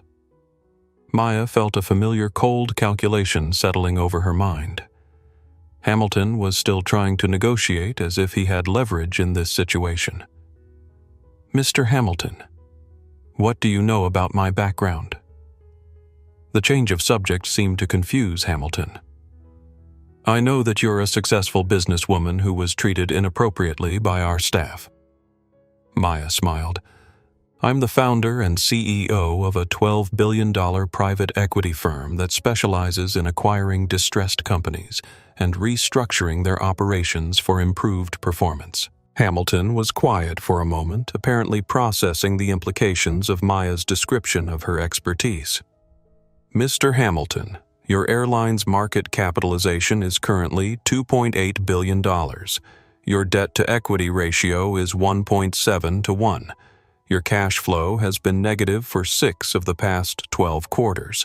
Your largest institutional shareholders are pension funds that would welcome a buyout offer at a reasonable premium. Maya paused to let Hamilton absorb the information. In other words, Mr. Hamilton Coastal Airways is exactly the kind of distressed company that Titan Capital Management acquires and restructures. Hamilton's voice was barely above a whisper. Ms. Rodriguez, are you threatening a hostile takeover? Maya's voice remained perfectly calm and professional. Mr. Hamilton, I'm simply observing that companies with poor management and institutional problems often become acquisition targets for firms like mine. She paused again, allowing Hamilton to imagine the implications. Of course, if Coastal Airways were to demonstrate genuine commitment to addressing its cultural problems and accountability failures, that might change the assessment of whether the company represents an attractive acquisition opportunity. Hamilton understood that Maya had just offered him a choice: implement comprehensive reforms to eliminate discrimination or face a hostile takeover that would replace his entire management team.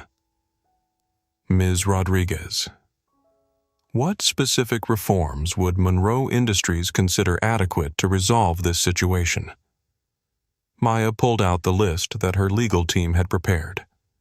Termination of all employees who participated in discriminatory conduct. implementation of mandatory anti-bias training with measurable outcomes, establishment of an independent oversight committee with authority to investigate discrimination complaints, and public acknowledgement of the institutional failures that enabled this incident. Hamilton was quiet for a long time. Each of Maya's demands would require significant financial investment and create legal precedents that could expose Coastal Airways to additional liability. Ms. Rodriguez, some of those demands could expose the company to wrongful termination lawsuits and other legal risks. Maya's smile widened. Mr. Hamilton, discrimination lawsuits are much more expensive than wrongful termination lawsuits, and hostile takeovers are more expensive than both. Hamilton realized that Maya had just given him a mathematical analysis of his options, and every alternative to compliance with her demands involved higher costs and greater risks. How long do we have to consider these options? Maya glanced at her watch. Monroe Industries' ultimatum expires at 5:00 p.m. on Monday. After that, the exclusive supplier contract will be terminated and Coastal Airways will need to find alternative sources for critical engine components. She paused for effect. And after that, Mr. Hamilton Titan Capital Management will begin evaluating Coastal Airways as a potential acquisition target. Hamilton realized that Maya had just given him the weekend to choose between accepting her demands or fighting a war that he couldn't win. Ms. Rodriguez, I appreciate your directness. We'll need to discuss these options with our board of directors.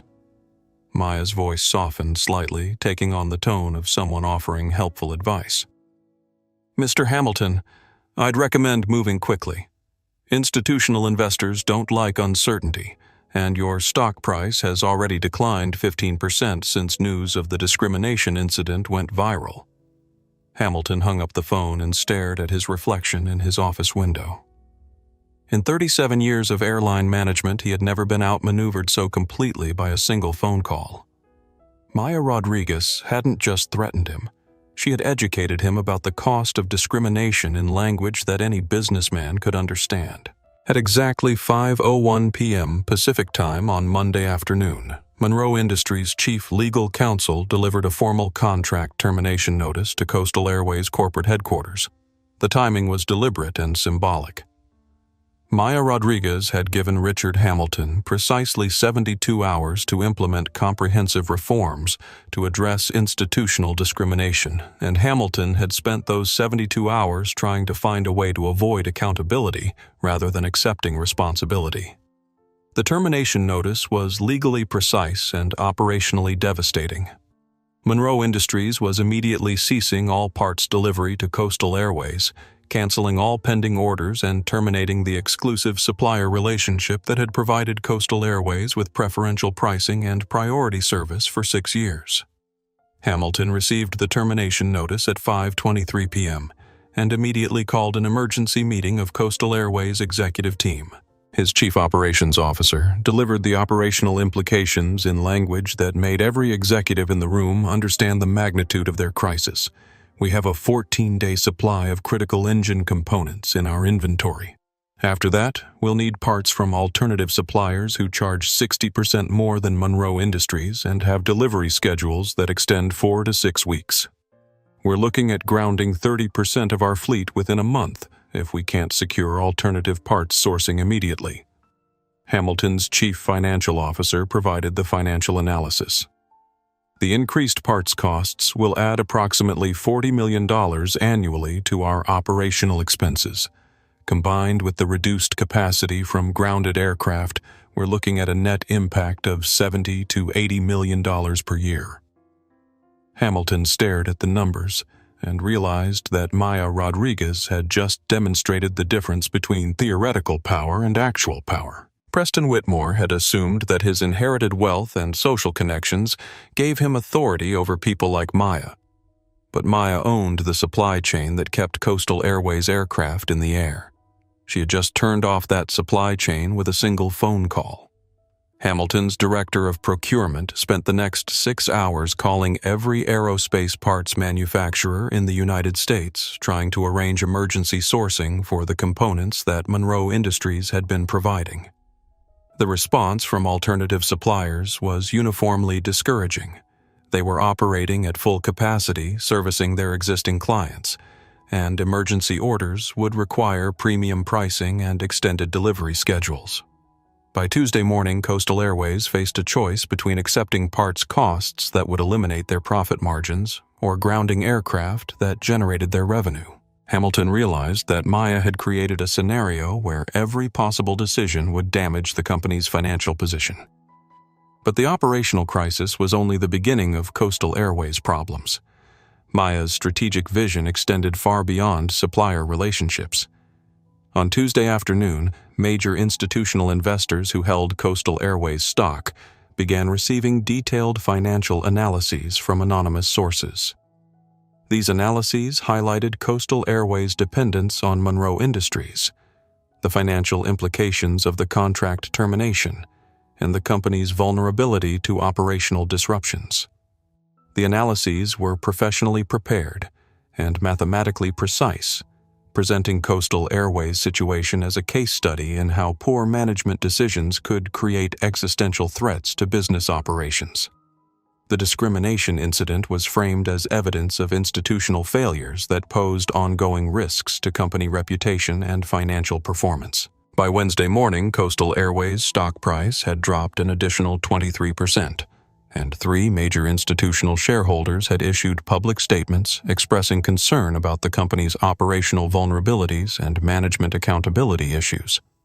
Hamilton realized that someone was conducting a comprehensive campaign to undermine investor confidence in Coastal Airways' leadership and financial prospects. The campaign was too sophisticated and too well coordinated to be the result of random market forces. Hamilton called Maya directly on Wednesday afternoon. "Ms. Rodriguez, I believe we need to discuss the situation between our companies." Maya's voice was professionally neutral. "Mr. Hamilton, Titan Capital Management doesn't have any business relationship with Coastal Airways." "Are you calling about the Monroe Industries contract termination?" Hamilton understood that Maya was forcing him to acknowledge that their problems stemmed from Coastal Airways' discriminatory treatment of her, rather than any conventional business dispute. "Ms. Rodriguez, I want to discuss the possibility of reinstating the Monroe Industries supplier relationship under modified terms." Maya's response was immediate and unambiguous. "Mr. Hamilton, Monroe Industries terminated their relationship with Coastal Airways due to conduct that was materially harmful to Monroe Industries' business reputation. That contract termination is permanent." Hamilton felt his last hope of easy resolution disappearing.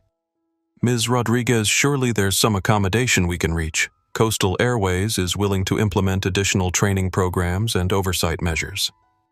Maya's voice sharpened slightly. "Mr. Hamilton, you had 72 hours to implement the reforms that Monroe Industries requested. Instead of addressing institutional discrimination, you spent that time trying to avoid accountability. Monroe Industries has no interest in restoring a business relationship with a company that refuses to acknowledge or address problems." Hamilton realized that Maya was using business language to describe moral failures. She was treating discrimination as a breach of contract issue and responding with the same ruthless efficiency that she would apply to any other business problem. "Ms. Rodriguez, what would it take to restore our business relationship?" Maya's answer was simple and final. "Mr. Hamilton, some bridges can't be rebuilt, some trust can't be restored. Coastal Airways made a choice about what kind of company it wanted to be, and Monroe Industries has made a choice about what kind of companies it wants to do business with."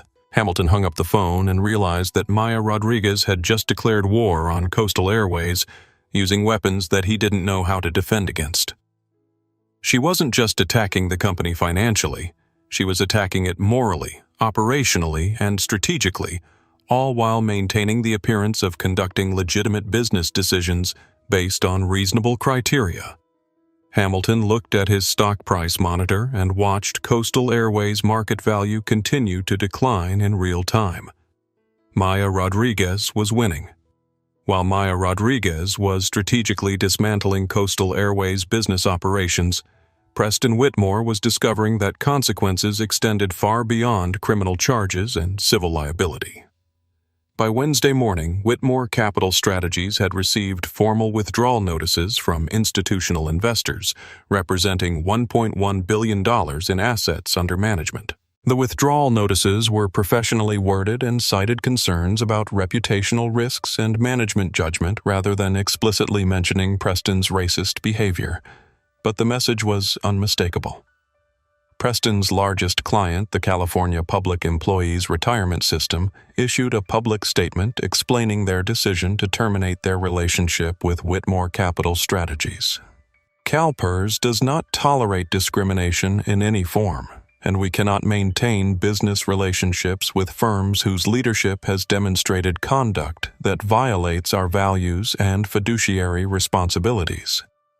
The statement was devastating because CalPERS managed $400 billion in assets and influenced investment decisions across the institutional investor community. When CalPERS terminated a business relationship for ethical reasons, other pension funds and endowments typically followed their lead to avoid appearing supportive of discriminatory behavior. Preston called an emergency meeting with his firm's remaining partners to discuss damage control strategies. The meeting lasted 17 minutes and ended with two senior partners submitting their resignations and the firm's chief compliance officer recommending immediate dissolution of the company. "Preston, we can't recover from this," explained Sarah Hendricks, who had been Preston's business partner for 8 years. "Our client base was built on relationships of trust and professional reputation. The video footage of your behavior has destroyed both." Preston tried to argue that the incident had been blown out of proportion by social media and that institutional investors would eventually recognize his professional competence despite his personal mistakes. Sarah's response was mathematical rather than emotional. "Preston, we've lost 92% of our assets under management in less than a week.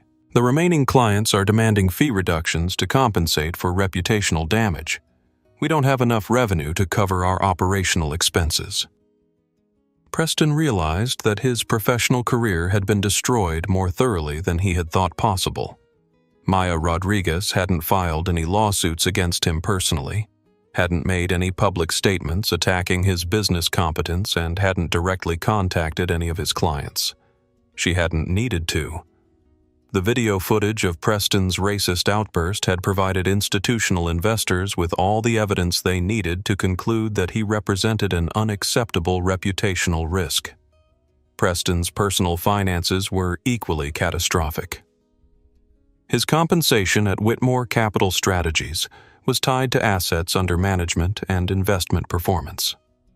With the firm's client base disappearing, Preston's income had effectively dropped to zero overnight. His Upper East Side apartment was purchased with a mortgage that assumed consistent income from his hedge fund activities.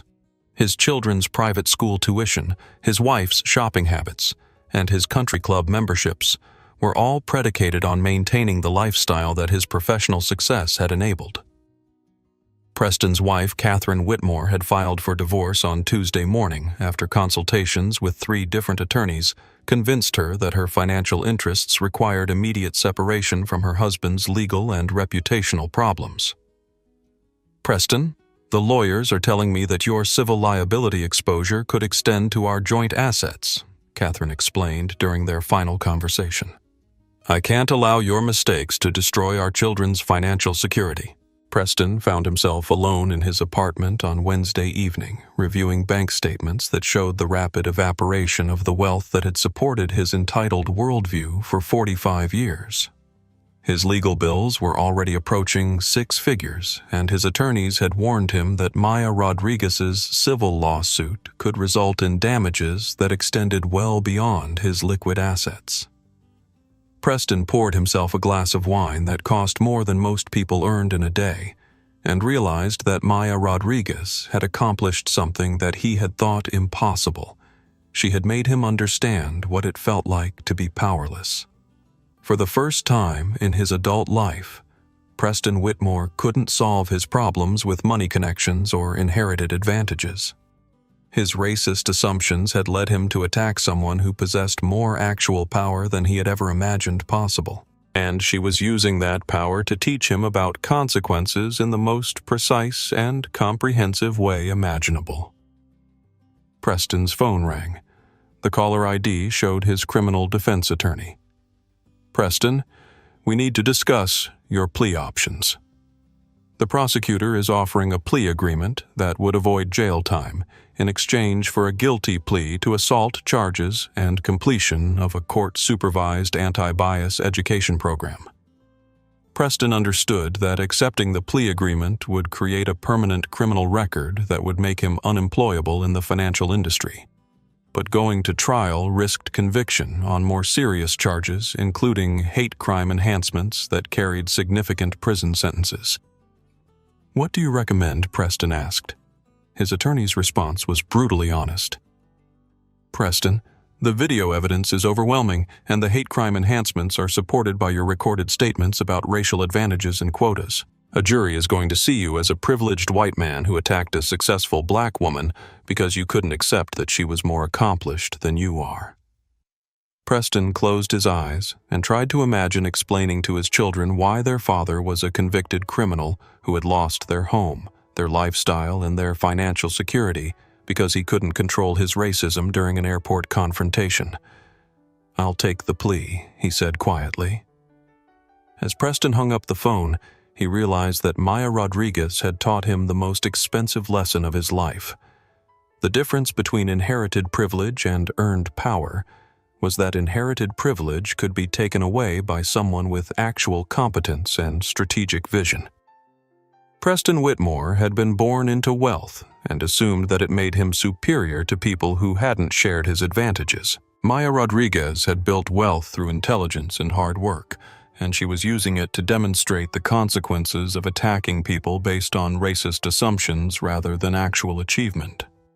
Preston had lost everything because he had underestimated the wrong person at exactly the wrong moment.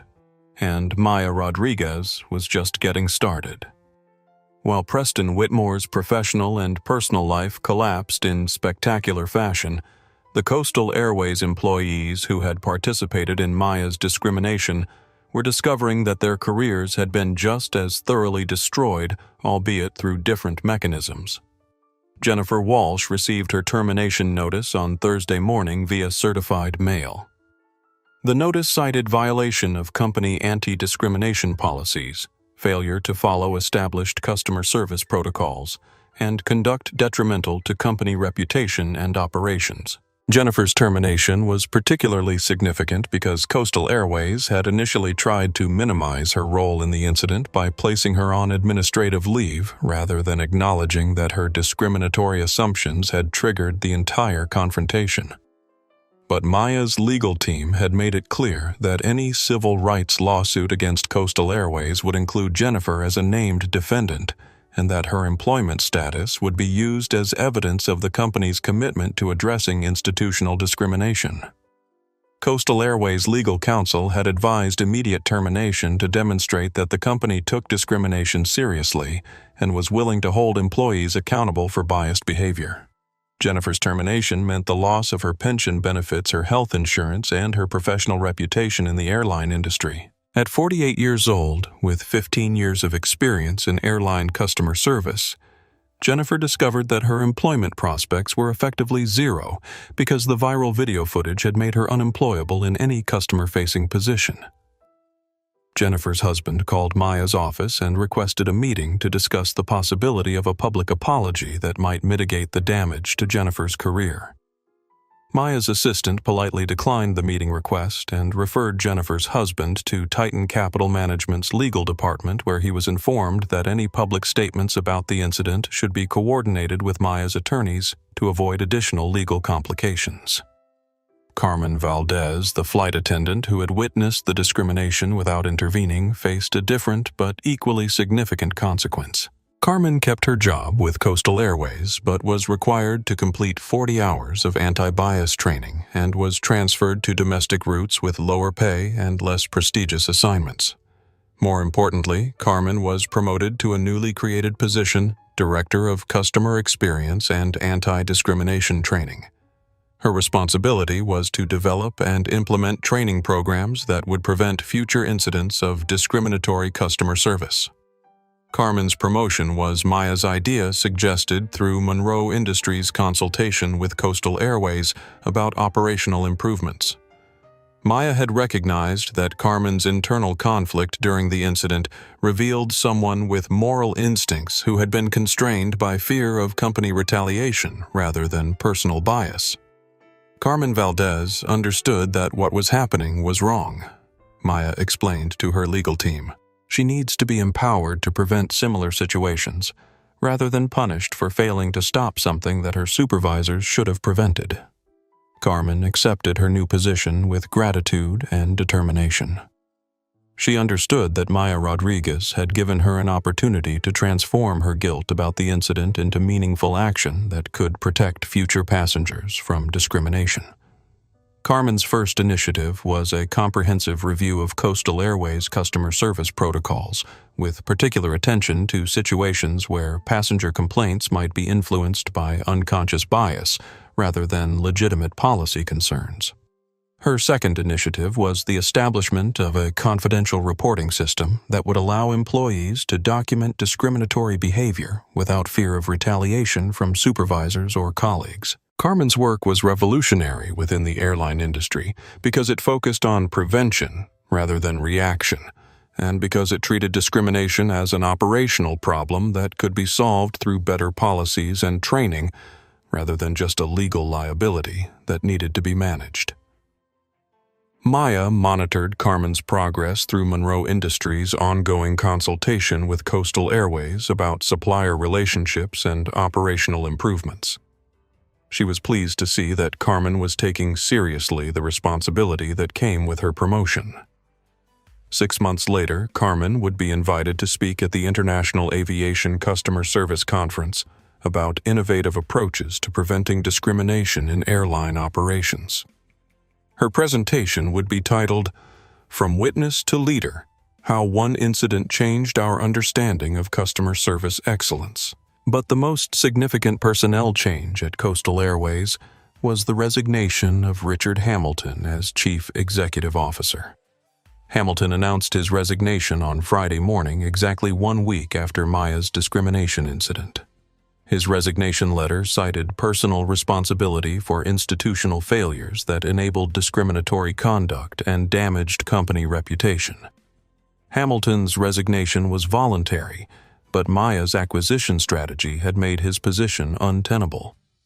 Institutional shareholders had lost confidence in his leadership. Operational problems, created by the Monroe Industries contract termination, required management expertise that Hamilton didn't possess, and the ongoing threat of a hostile takeover made long-term planning impossible. Hamilton's replacement was Maria Santos, the former chief operating officer of Southwest Airlines, who had been recruited specifically because of her reputation for operational excellence and commitment to inclusive customer service.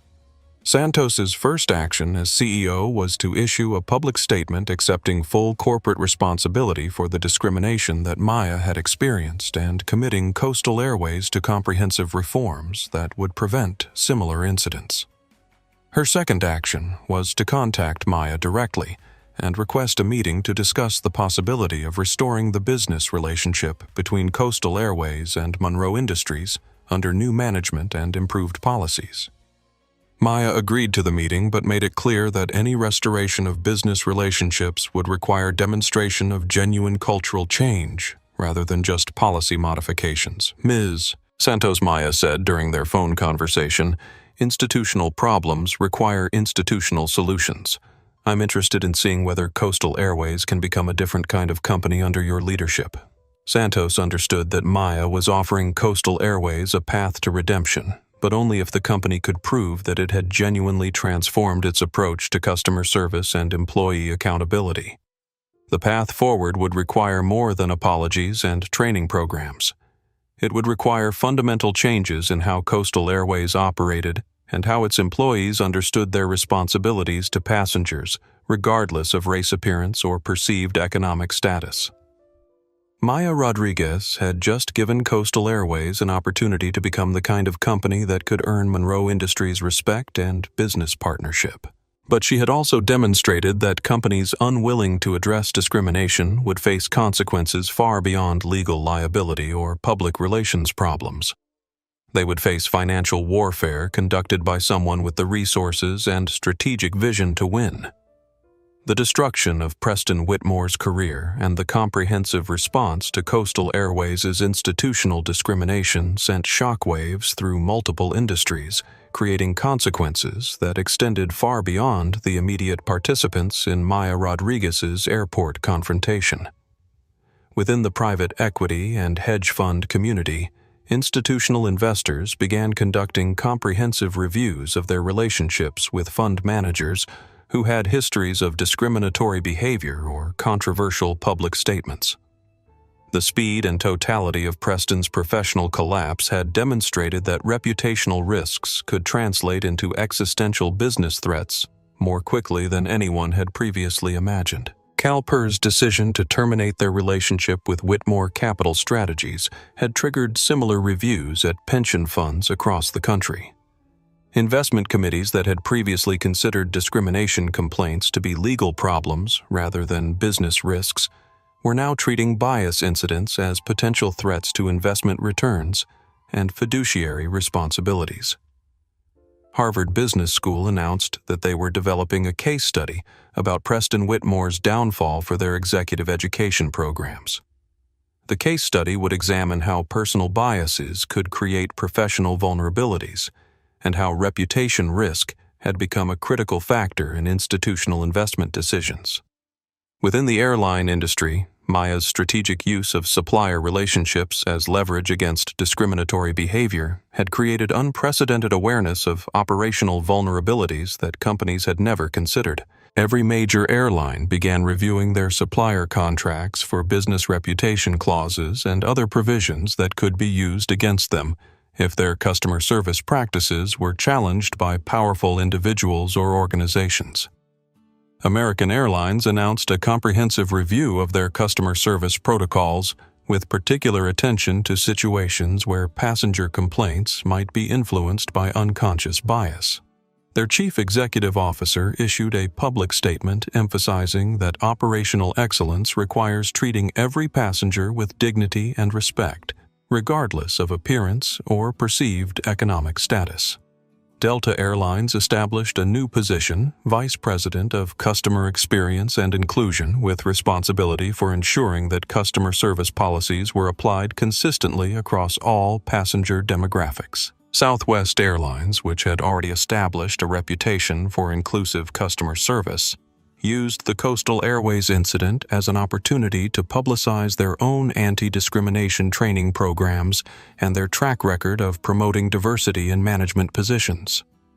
United Airlines faced particular scrutiny because of their own history of passenger removal incidents, including the viral video of Dr. David Dow being dragged off a flight in 2017. United's executives understood that they were vulnerable to similar supplier leverage if their customer service practices were challenged by someone with Maya's resources and strategic sophistication. The aviation parts manufacturing industry was also transformed by Maya's demonstration of how supplier relationships could be used as tools for social change.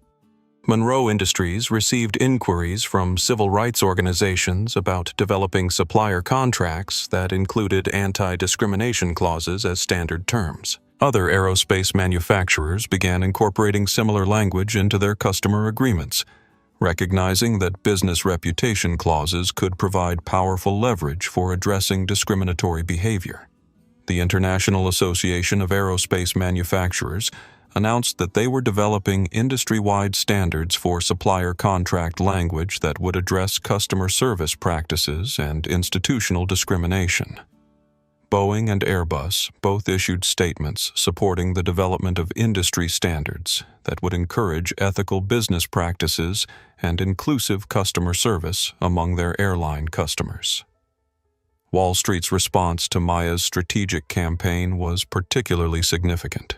Investment analysts began incorporating discrimination risk into their evaluations of airline stocks, recognizing that bias incidents could create operational vulnerabilities that affected financial performance. Goldman Sachs published a research report titled Reputational Risk in the Service Economy: How Social Media and Activist Investors Are Changing the Cost of Discrimination.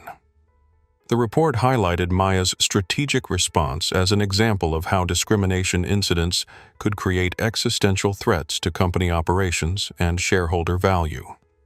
J.P. Morgan Chase announced that they were developing new criteria for evaluating the creditworthiness of service industry companies with particular attention to customer service policies and discrimination prevention measures. The legal community was equally transformed by Maya's comprehensive approach to addressing discrimination through business mechanisms rather than just litigation. The American Bar Association's Civil Rights section announced a conference on business strategy and civil rights enforcement, examining how economic leverage could be used to address institutional discrimination more effectively than traditional legal remedies. Law schools began developing courses that examined the intersection between business strategy and civil rights advocacy, using Maya's response to Coastal Airways as a case study in innovative approaches to social change. The NAACP Legal Defense and Educational Fund issued a statement praising Maya's strategic approach and announcing that they were developing resources to help other victims of discrimination understand how economic leverage could be used to address institutional bias. But perhaps the most significant response came from the business community's recognition that discrimination had become a material risk factor that could affect company valuations, operational capabilities, and competitive positioning.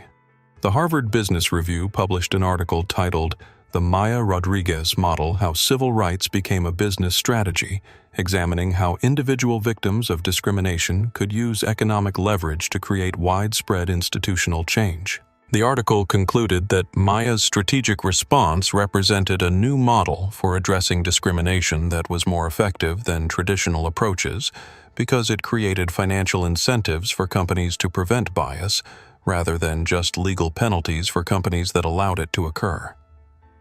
Maya Rodriguez had just demonstrated that the cost of discrimination could be measured in billions of dollars rather than millions, and that the consequences could extend far beyond the individuals who participated in discriminatory behavior.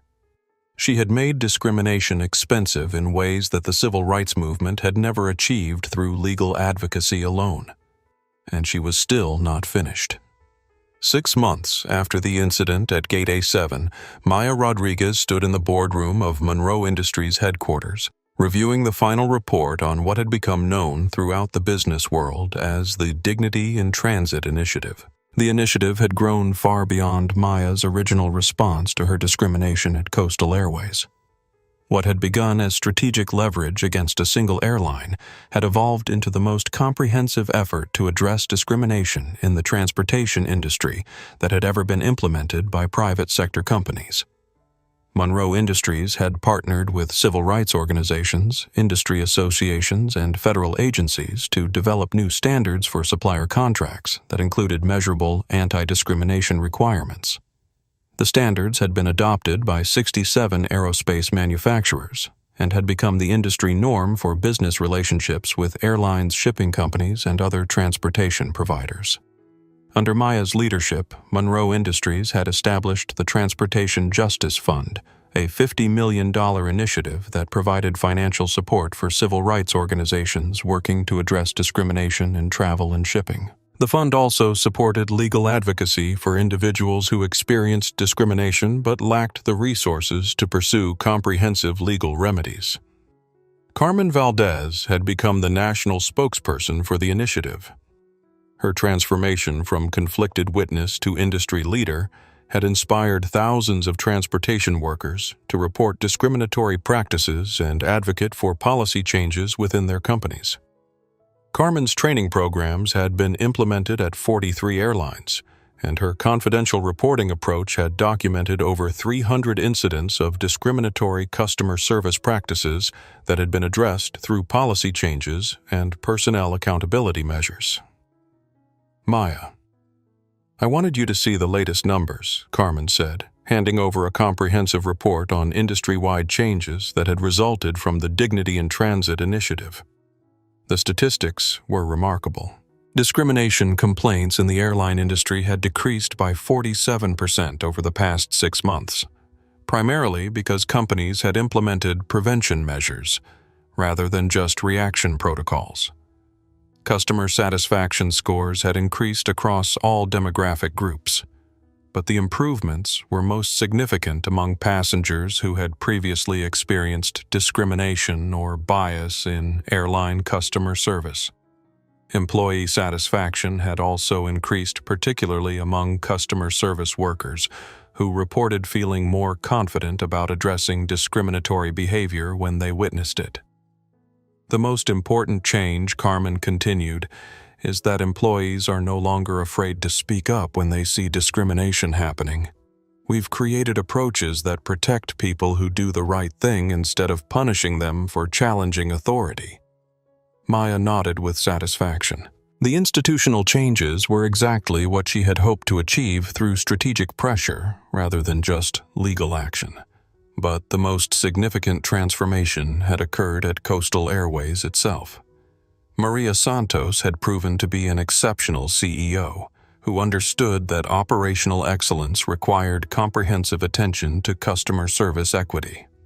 Under her leadership, Coastal Airways had implemented the most advanced anti-discrimination training programs in the airline industry. Every employee, from baggage handlers to pilots, completed 40 hours of bias recognition training annually. Customer service interactions were monitored by independent auditors who evaluated whether policies were being applied consistently across all passenger demographics. Coastal Airways had also established the industry's first customer dignity ombudsman, an independent advocate who investigated discrimination complaints and had authority to override company policies that created disparate treatment based on race, gender, age, or appearance. Most importantly, Coastal Airways had voluntarily agreed to make their discrimination prevention data public, publishing quarterly reports about customer service metrics, employee training outcomes, and bias incident resolution.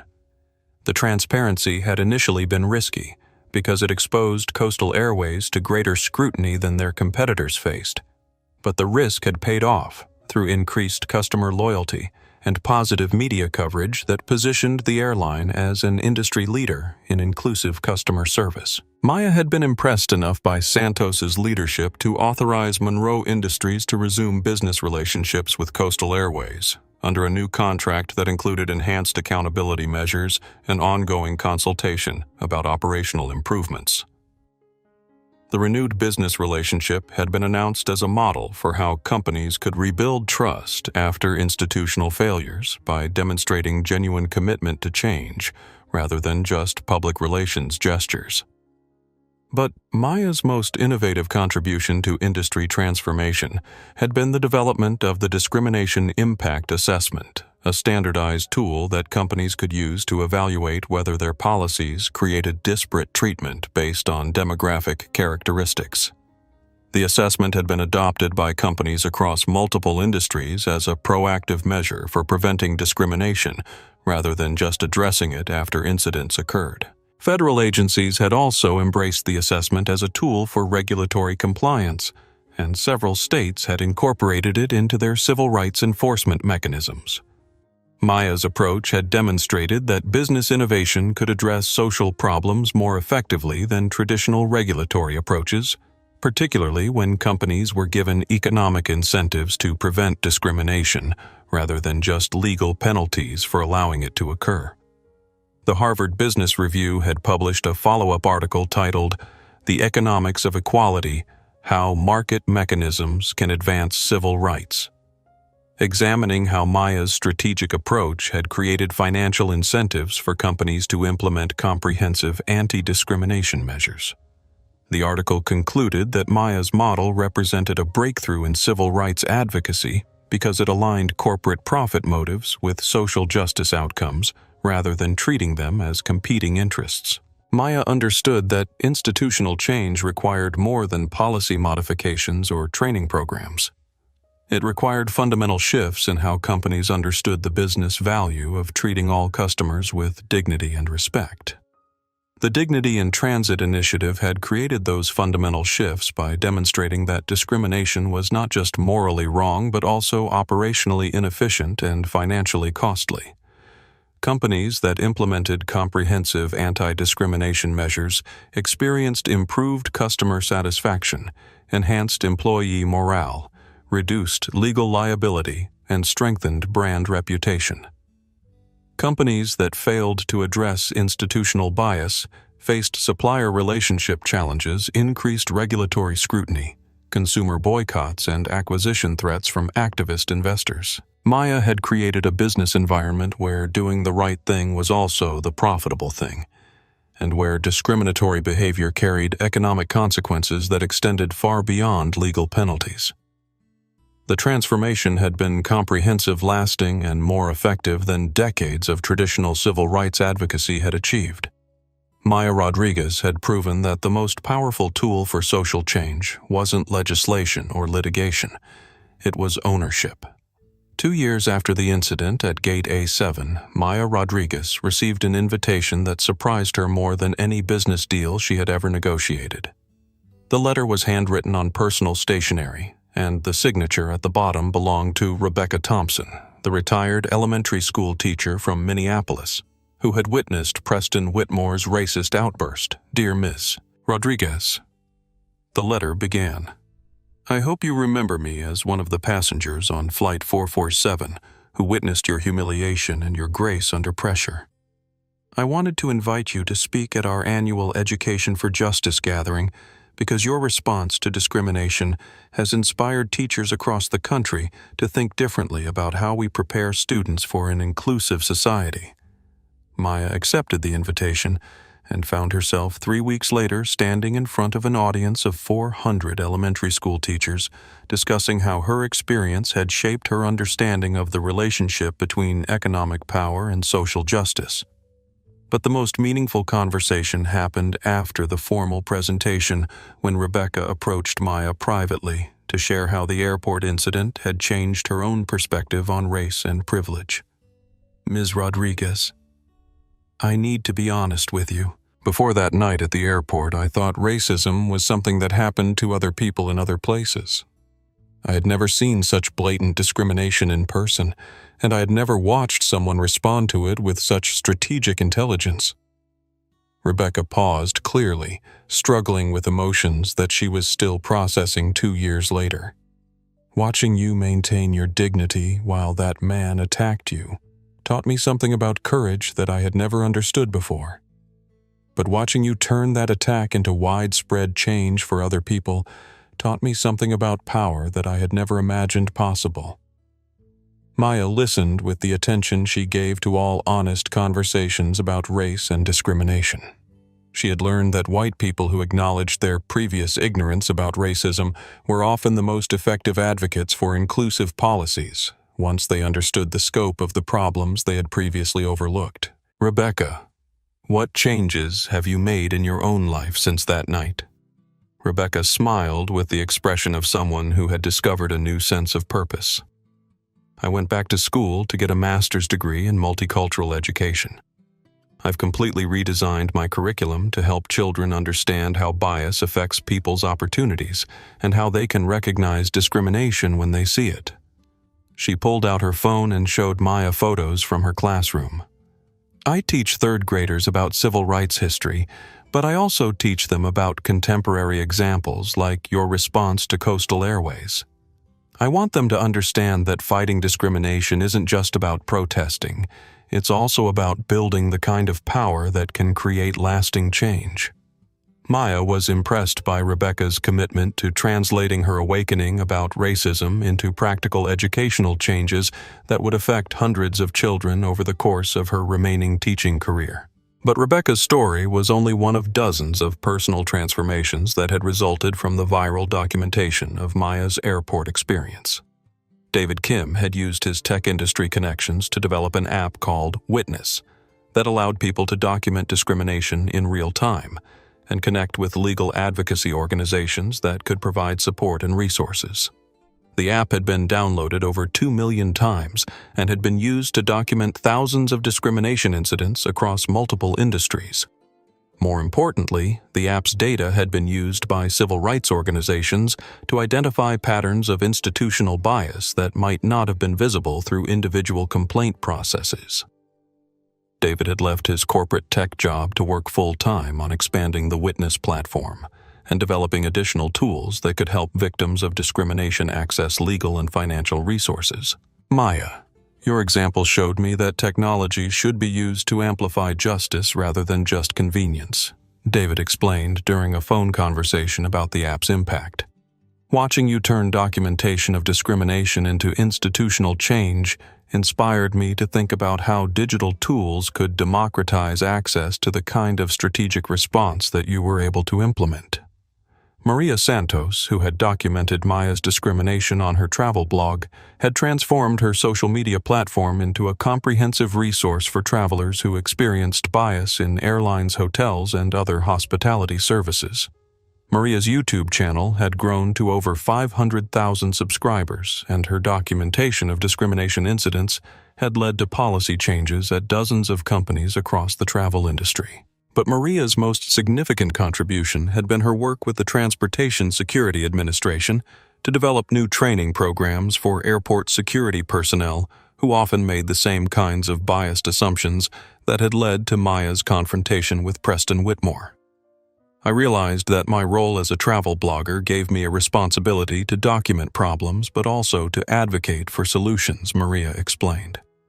Your strategic response taught me that individual incidents of discrimination are symptoms of larger institutional problems that require comprehensive approaches rather than just case-by-case advocacy. Even Carmen Valdez had continued to build on her role as Director of Customer Experience and Anti-Discrimination Training at Coastal Airways. Carmen had been invited to speak at conferences across the aviation industry, and her training programs had been adopted as the industry standard for preventing discrimination in customer service interactions. But Carmen's most personally meaningful work had been her development of a mentorship program that paired young Latina women with successful professionals in the aviation industry. Maya, watching you respond to discrimination with strategic intelligence rather than just anger, taught me that we can use our professional positions to lift other people up, rather than just protecting ourselves, Carmen said during one of their periodic conversations about industry improvements. I want young women who look like me to see that they can build careers in aviation and that they can use their positions to make the industry more inclusive for everyone. Maya understood that the most lasting impact of her airport experience wasn't the financial consequences for Preston Whitmore or the operational changes at Coastal Airways. The most lasting impact was the inspiration that dozens of people had drawn from her example of how to respond to discrimination with strategic thinking rather than just emotional reactions. People across the country were using her model to address bias in their own industries and communities, creating ripple effects that extended far beyond the transportation sector where her original confrontation had occurred. Maya Rodriguez had demonstrated that individual experiences of discrimination could be transformed into widespread institutional change through strategic thinking, economic leverage, and commitment to creating opportunities for other people who faced similar challenges. But perhaps most importantly, she had shown that the most powerful response to hate was not more hate. It was the methodical construction of a world where hate was too expensive for people to afford. 3 years to the day after Preston Whitmore slapped Maya Rodriguez's phone out of her hand at Gate A7, Maya found herself in the first-class cabin of Coastal Airways Flight 447, the same flight number where her discrimination had occurred, sitting in the same seat 1A, where she had been humiliated and assaulted. But everything else was different. The flight attendant who greeted her was a young black woman named Jasmine Williams, who had been hired as part of Coastal Airways' comprehensive diversity recruitment initiative and who had completed the most advanced anti-bias training program in the airline industry. "Good evening," Ms. Rodriguez Jasmine said with genuine warmth and professionalism. "Welcome aboard Flight 447. I want you to know that serving passengers with your level of integrity and commitment to justice is an honor for our entire crew." Maya smiled, remembering the fear and hostility that had characterized her interactions with Coastal Airways staff 3 years earlier. The transformation in company culture was visible in every interaction, from the boarding process that treated all passengers with equal respect, regardless of appearance, to the crew's obvious commitment to inclusive customer service. The passenger in seat 1B was a young Hispanic man who introduced himself as Dr. Miguel Santos, a pediatric surgeon who was traveling to Los Angeles to speak at a medical conference about healthcare equity. "Ms. Rodriguez, I hope you don't mind me saying this, but your response to what happened on this flight inspired me to become more vocal about discrimination in healthcare," Dr. Santos said. "Watching you turn a moment of humiliation into comprehensive industry change taught me that we can't just treat individual problems of bias. We have to address the underlying approaches that enable it." Maya appreciated Dr. Santos's recognition that her strategic response had implications beyond the aviation industry. She had received similar comments from people in education, healthcare, finance, and other sectors who had used her model to address institutional discrimination in their own professional environments. But the most meaningful moment came when Captain James Rodriguez, the same off-duty pilot who had witnessed Preston Whitmore's racist attack 3 years earlier, approached Maya's seat during the pre-flight preparation. "Ms. Rodriguez, I'm honored to be piloting your flight tonight," Captain Rodriguez said. "I wanted you to know that your example changed how I think about my responsibilities as a leader in the aviation industry." He paused, choosing his words carefully. 3 years ago, I witnessed injustice and felt helpless to stop it because I wasn't on duty and didn't have authority over the situation. But watching you turn that injustice into widespread change taught me that leadership isn't about having authority. It's about having courage to use whatever power you do have to make things better for other people." Captain Rodriguez continued, "I've spent the last 3 years working with pilot training programs to help other aviators understand how they can recognize and address discrimination in airline operations. We now have protocols that empower any crew member to intervene when they witness discriminatory behavior, regardless of their position in the company hierarchy." Maya felt a deep sense of satisfaction that extended far beyond personal vindication or financial success. The institutional changes that had resulted from her strategic response were creating opportunities for other people to be treated with dignity and respect, while also empowering aviation industry workers to prevent discrimination rather than just witnessing it helplessly. As Flight 447 prepared for takeoff, Maya reflected on the journey that had brought her from victim of discrimination to catalyst for industry-wide transformation. She had learned that the most powerful response to injustice wasn't anger or revenge. It was the patient construction of approaches that made injustice impossible to sustain. Preston Whitmore had attacked her because he assumed she was powerless. But Maya had spent her entire career building the kind of power that couldn't be taken away by someone else's assumptions or biases. She had used that power not just to seek justice for herself, but to create opportunities for other people who faced similar challenges. The young flight attendants who could now work in inclusive environments without fear of retaliation. The passengers who could travel with dignity regardless of their race or appearance. The industry workers who were empowered to speak up when they witnessed discrimination. All of them were beneficiaries of Maya's decision to respond to hatred with strategy rather than emotion. As Flight 447 lifted off from LaGuardia Airport, Maya opened her laptop and began reviewing the latest report from the Transportation Justice Fund. The initiative that had grown out of her airport discrimination was now funding civil rights advocacy in 12 different states and had helped thousands of people address bias in travel shipping and transportation services. But Maya's attention was focused on a new project: the expansion of discrimination impact assessments into the housing and healthcare industries, where bias in service delivery created life-threatening consequences for people who couldn't afford strategic responses like hers. Maya Rodriguez understood that her privilege came with responsibility. She had been able to respond to discrimination through economic leverage because she had spent decades building wealth and influence. But most victims of bias lacked the resources to purchase justice or transform entire industries. Her obligation was to use her success to create approaches that protected people who couldn't protect themselves. As Flight 447 reached cruising altitude and the cabin lights dimmed for the overnight flight to Los Angeles, Maya felt a profound sense of peace about the path that had brought her to this moment. 3 years ago, she had been humiliated and assaulted because of her race. Tonight, she was traveling on an airline that had become the industry standard for inclusive customer service, served by employees who understood that their professional success was connected to treating all passengers with equal dignity.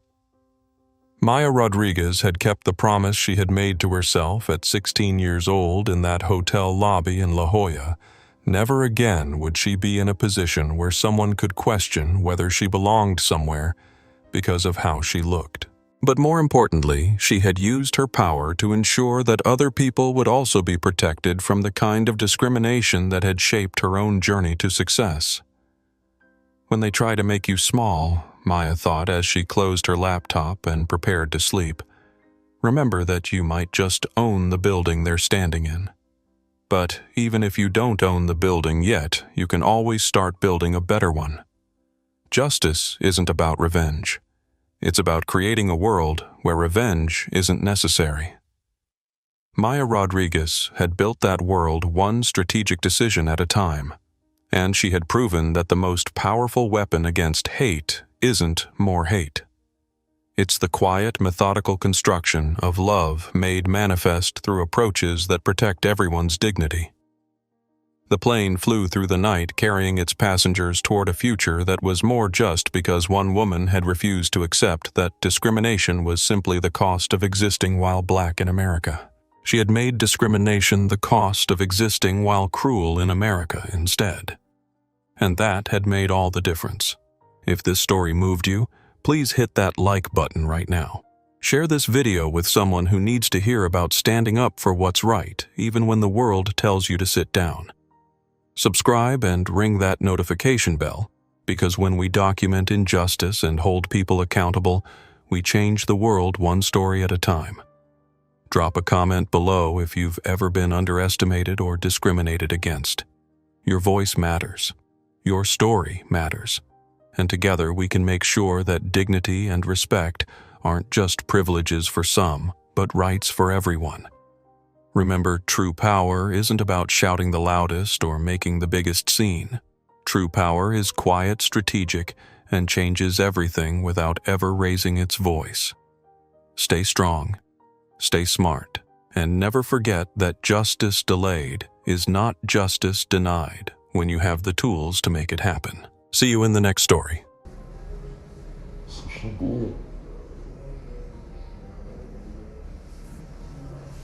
Звук был странный. Как-будто сверлили что-то.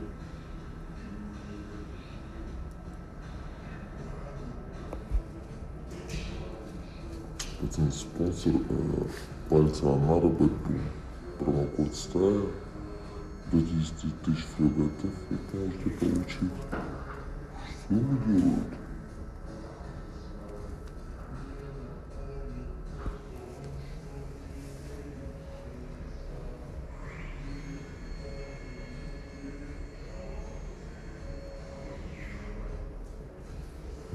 Как у стоматолога.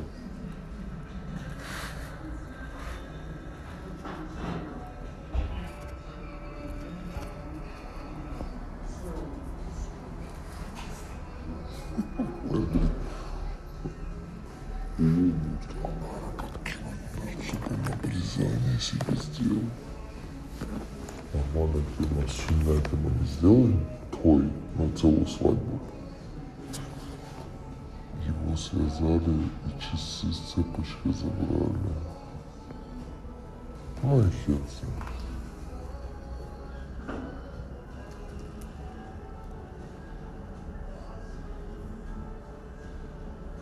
Голова заболела. Почему, когда я захожу в такие учреждения, как поликлиника, больница, эта атмосфера так давит, что башка болит всегда. Не понимаю, почему.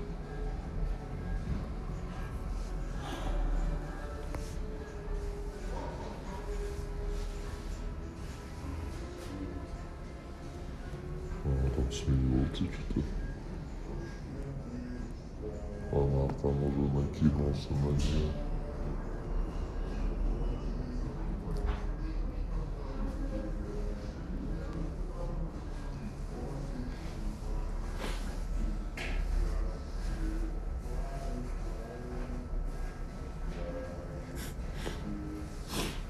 Скиброшава.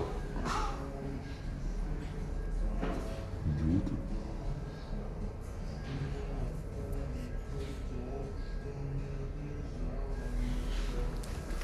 Ладно. Я все понимаю, рентген пальца 12 минут делается, или что?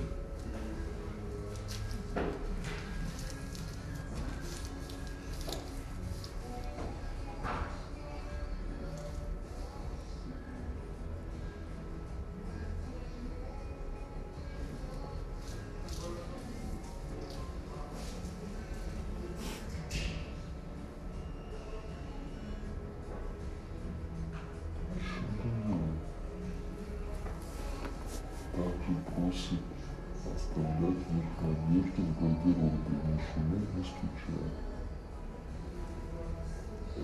Рем.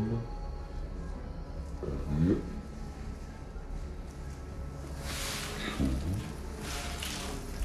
Так пишется. Рентген. Ой, хорошо. И чё? 10 минут ждем, сидим. Сейчас у нас снимки сделают. Результат скажем. Что там за звезды? Что это за...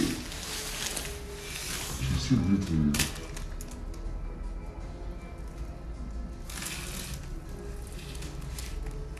Этим лазером улетели.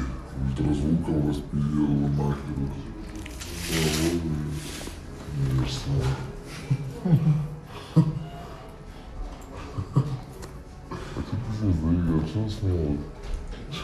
Ничего не смеялся никто. Она смеялась, слышал. Реально? Да. Ты что там, аккуратненько? Это бабушка, ну, ты что?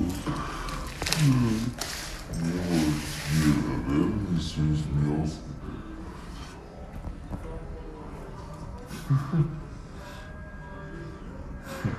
Ура, сразу где? Сколько литров шама? 40? Да, кстати, меня мои зрители просили, чтобы я с бабуликами в апреле познакомил. Ой, реально? Если я приеду, мы в Краснодар приедем с ними. Я с деду приедем. Я сюда 11 часа приеду. Приеду. Этот почти предложил, да, я представляю. Зачем? Ну, типа, это, во-первых, гигиена, дольше, да, потом и целую свадьбу за твои гости, подарки будет, это типа, вот это как свадьба. У нас когда детей делают, типа мини-свадьбу делают, типа праздник, понял? И мы тебе сделаем, тебе подарки подарим, ну, распаковку сделаешь. Это правда, что типа когда шкурку обрезаешь в плов или кидаешь? Нет. Или вмешиваешь? Если кто съел, тот счастливый будет. Нет. Я вообще делал пельмень для часов. Да? Да. А кто мне сказал про плов? Какой пловчик, блядь? Правда мне кто сказал-то? А мне знаешь, что делали? Что? Вася, так больно. Я никогда не забуду. Мне делали по, ну, типа, не по-тручному, а на дому делают какой тип. Так ножик нагревают, ты в комнате сидишь, и он так срезает. И бинтом, понял? На живую? Клянусь, да.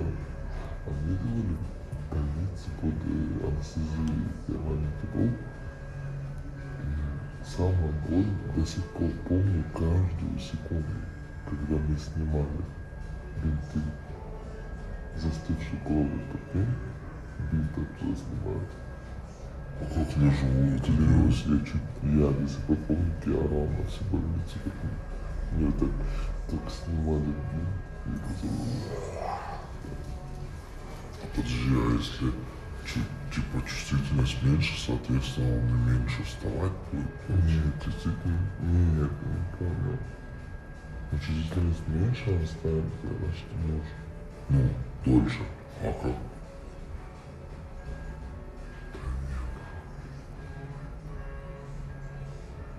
Это ты чисто плотно будешь, меньше будет грязи там сюда. Ты каждый день можешь сыр собираем. Нет, чисто плотно, меньше.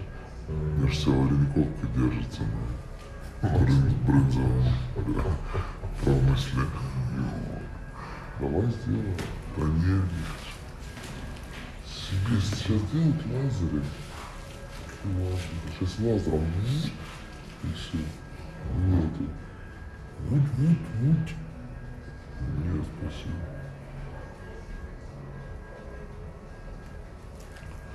Не надо. Сейчас Амару зеленку выпишут.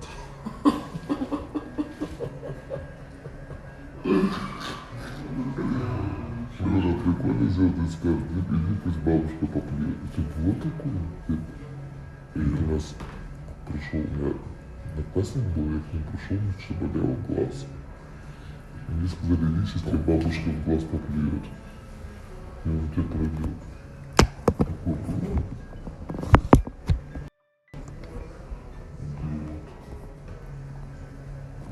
Ой, сломал. Да не сломал. Вася, дай сюда. Да справа тупой нажми.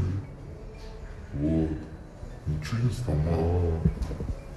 Просто тебе палку, чтоб ты нормально сидел. Слышишь? Не было такой, типа, как глаз идет, и ты ячмень какой. Я не был ячмень никогда. Не был. А еще говорят, когда, что болит пописано, на лаву прыгает. Ну, вот я слышал. Ну, я на ноготь себе сал. Черный. Уже повезел? Да, нихуя. Думал, ну в душе стою, все равно, какая разница.